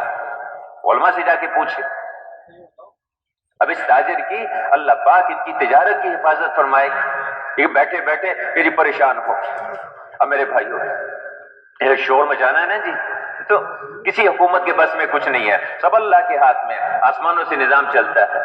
اور دیکھیے ایک بات بیچ میں ایسے آ گئی کہ یہ جو ہے نا کہ آدھے دن جو ہے وہ بستروں پہ گزار دینا، 12-1 بجے جو ہے وہ جا کے کاروبار پہ 2-2 بجے پہنچنا، اور آدھی رات وہ اس پہ دکانوں پہ دھکے کھاتے رہنا۔ میں کہ اللہ نے وجعلنا النہار معاشا، اللہ نے دن کاروبار کے لیے بنایا ہے، رات اللہ نے آرام کے لیے بنائی ہے، اعمال کے لیے بنائی ہے۔ فجر سے لے کر ظہر تک کوئی نماز نہیں رکھی، لمبا وقت دے دیا، اس کے بعد نمازیں عصر، مغرب، عشاء، اور راتوں کی تہجد ہے، چاشت، اس کے تو دن اللہ نے اس کے لیے دیا ہے۔ اور اس میں مفتی صاحب نے ایک دفعہ فرمایا، مفتی جلال العابدین صاحب نے فرمایا کہتے کہ روزی میں بے برکتی اور پریشانی کا ایک بڑا سبب یہ ہے کہ برکت کا وقت ہم بستروں پہ گزار دیتے ہیں۔ اللہ نے اس امت کے صبح کے وقت میں برکت رکھی ہے، اور نعرے لگاتے ہیں، شور مچاتے ہیں کہ جی رات کو جو ہے ہمیں ساری رات اس کاروبار پہ بیٹھنے دو، دکانوں پہ بیٹھنے دو۔ اس لیے روتے ہی رہیں گے بیچارے۔ جو اللہ کے رسول نے ضابطے بتائے ان کو دیکھ کے چلو، صبح اپنا کام شروع کر لو، اور اس کے بعد زور تک فارغ ہو، چلو زیادہ سے زیادہ اثر تک اسے فارغ ہو جاؤ۔ اللہ نے برکت رکھی ہے صبح کے وقت میں۔ تو کاروبار کی جگہ کو مسجد کی شاخ بنانا وہ تب ہوگی جب ان صفات کے ساتھ کاروبار میں جائیں گے، یقین کے ساتھ، اللہ کے دھیان کے ساتھ، اللہ کو راضی کرنے کے لیے، اور لوگوں کو نفع پہنچانے کی نیت سے۔ جو باہر سے سودا لے کے آتا ہے تاکہ بستی والوں کو آسانی سے ملے، اللہ پاک اس کو غیب سے روزی دیتے ہیں۔ اور جو اس لیے روک لیتا ہے، کبھی پیٹرول کو روک لیا، کبھی گندم کو روک لیا، کبھی چاول کو روک لیا، لوگوں کو ضرورت ہے، کتاریں لگی ہوئی ہیں، لوگ بیچارے منتیں کر رہے ہیں، یہ اس لیے کہ قیمت زیادہ ہو جائے، مہنگا ہو جائے۔ اللہ پاک اگر 40 دن تک اس نے روکے رکھا، یہ سارا صدقہ بھی کر دے، اس کا یہ گناہ معاف نہیں ہوگا، اس کا یہ گناہ معاف نہیں ہوگا۔ کوئی چھوٹی بات ہے؟ انہی کا خالی تجارت، کون سی تجارت ہے؟ وہ ایمان والی، حضور کے طریقے کو سیکھنے والی، اور لوگوں کی ہمدردی، خیرخواہی کے ساتھ ان کو نفع پہنچانے کے لیے۔ تو اسی طرح ملازمت ہے، اس کو مزدوری ہے، اس کو اس کی شاخ بنانا۔ دفتر میں 8 بجے جانے کا وقت ہے، 10 بجے گھر سے نکلتا ہے، علماء بتائیں گے یہ 2 گھنٹے کی تنخواہ حلال ہے یا حرام ہے۔ تبلیغ اندھا دھند نہیں ہے، 4 مہینے لگا لو، ملکوں میں 7 مہینے لگا لو، اور حلال حرام کی پرواہ بھی نہ کرو، یہ تبلیغ نہیں ہے کہ جی وہ تو ہمارا دین ہے اور یہ ہمارا کاروبار ہے۔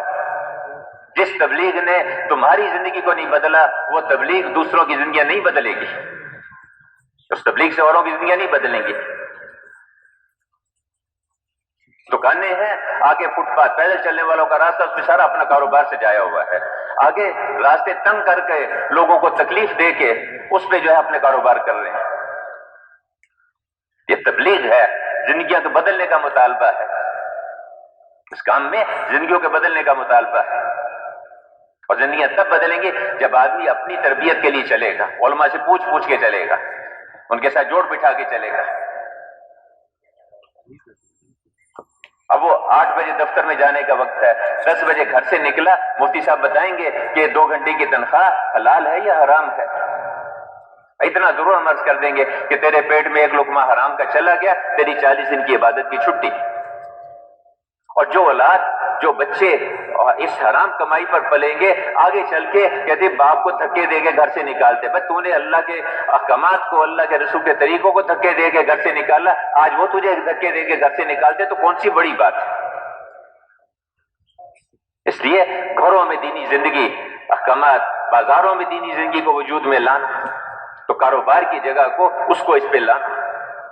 اب یہ جو مزدور ہے، جو مزدوری اللہ کے احکامات سیکھ کے کرے گا، مسجد کے ساتھ جڑ کے سیکھے، اس کو سیکھے گا، صحیح یقین سیکھے گا، حضور والا طریقہ سیکھے گا، علماء سے مسائل سیکھے گا، اخلاص سیکھے گا، اللہ کا دھیان سیکھے گا۔ کیا فرمایا؟ القاسم حبیب اللہ، یہ اس طرح مزدوری کرنے والا، ہاتھ سے مشقت کر کے کمانے والا، یہ تو اللہ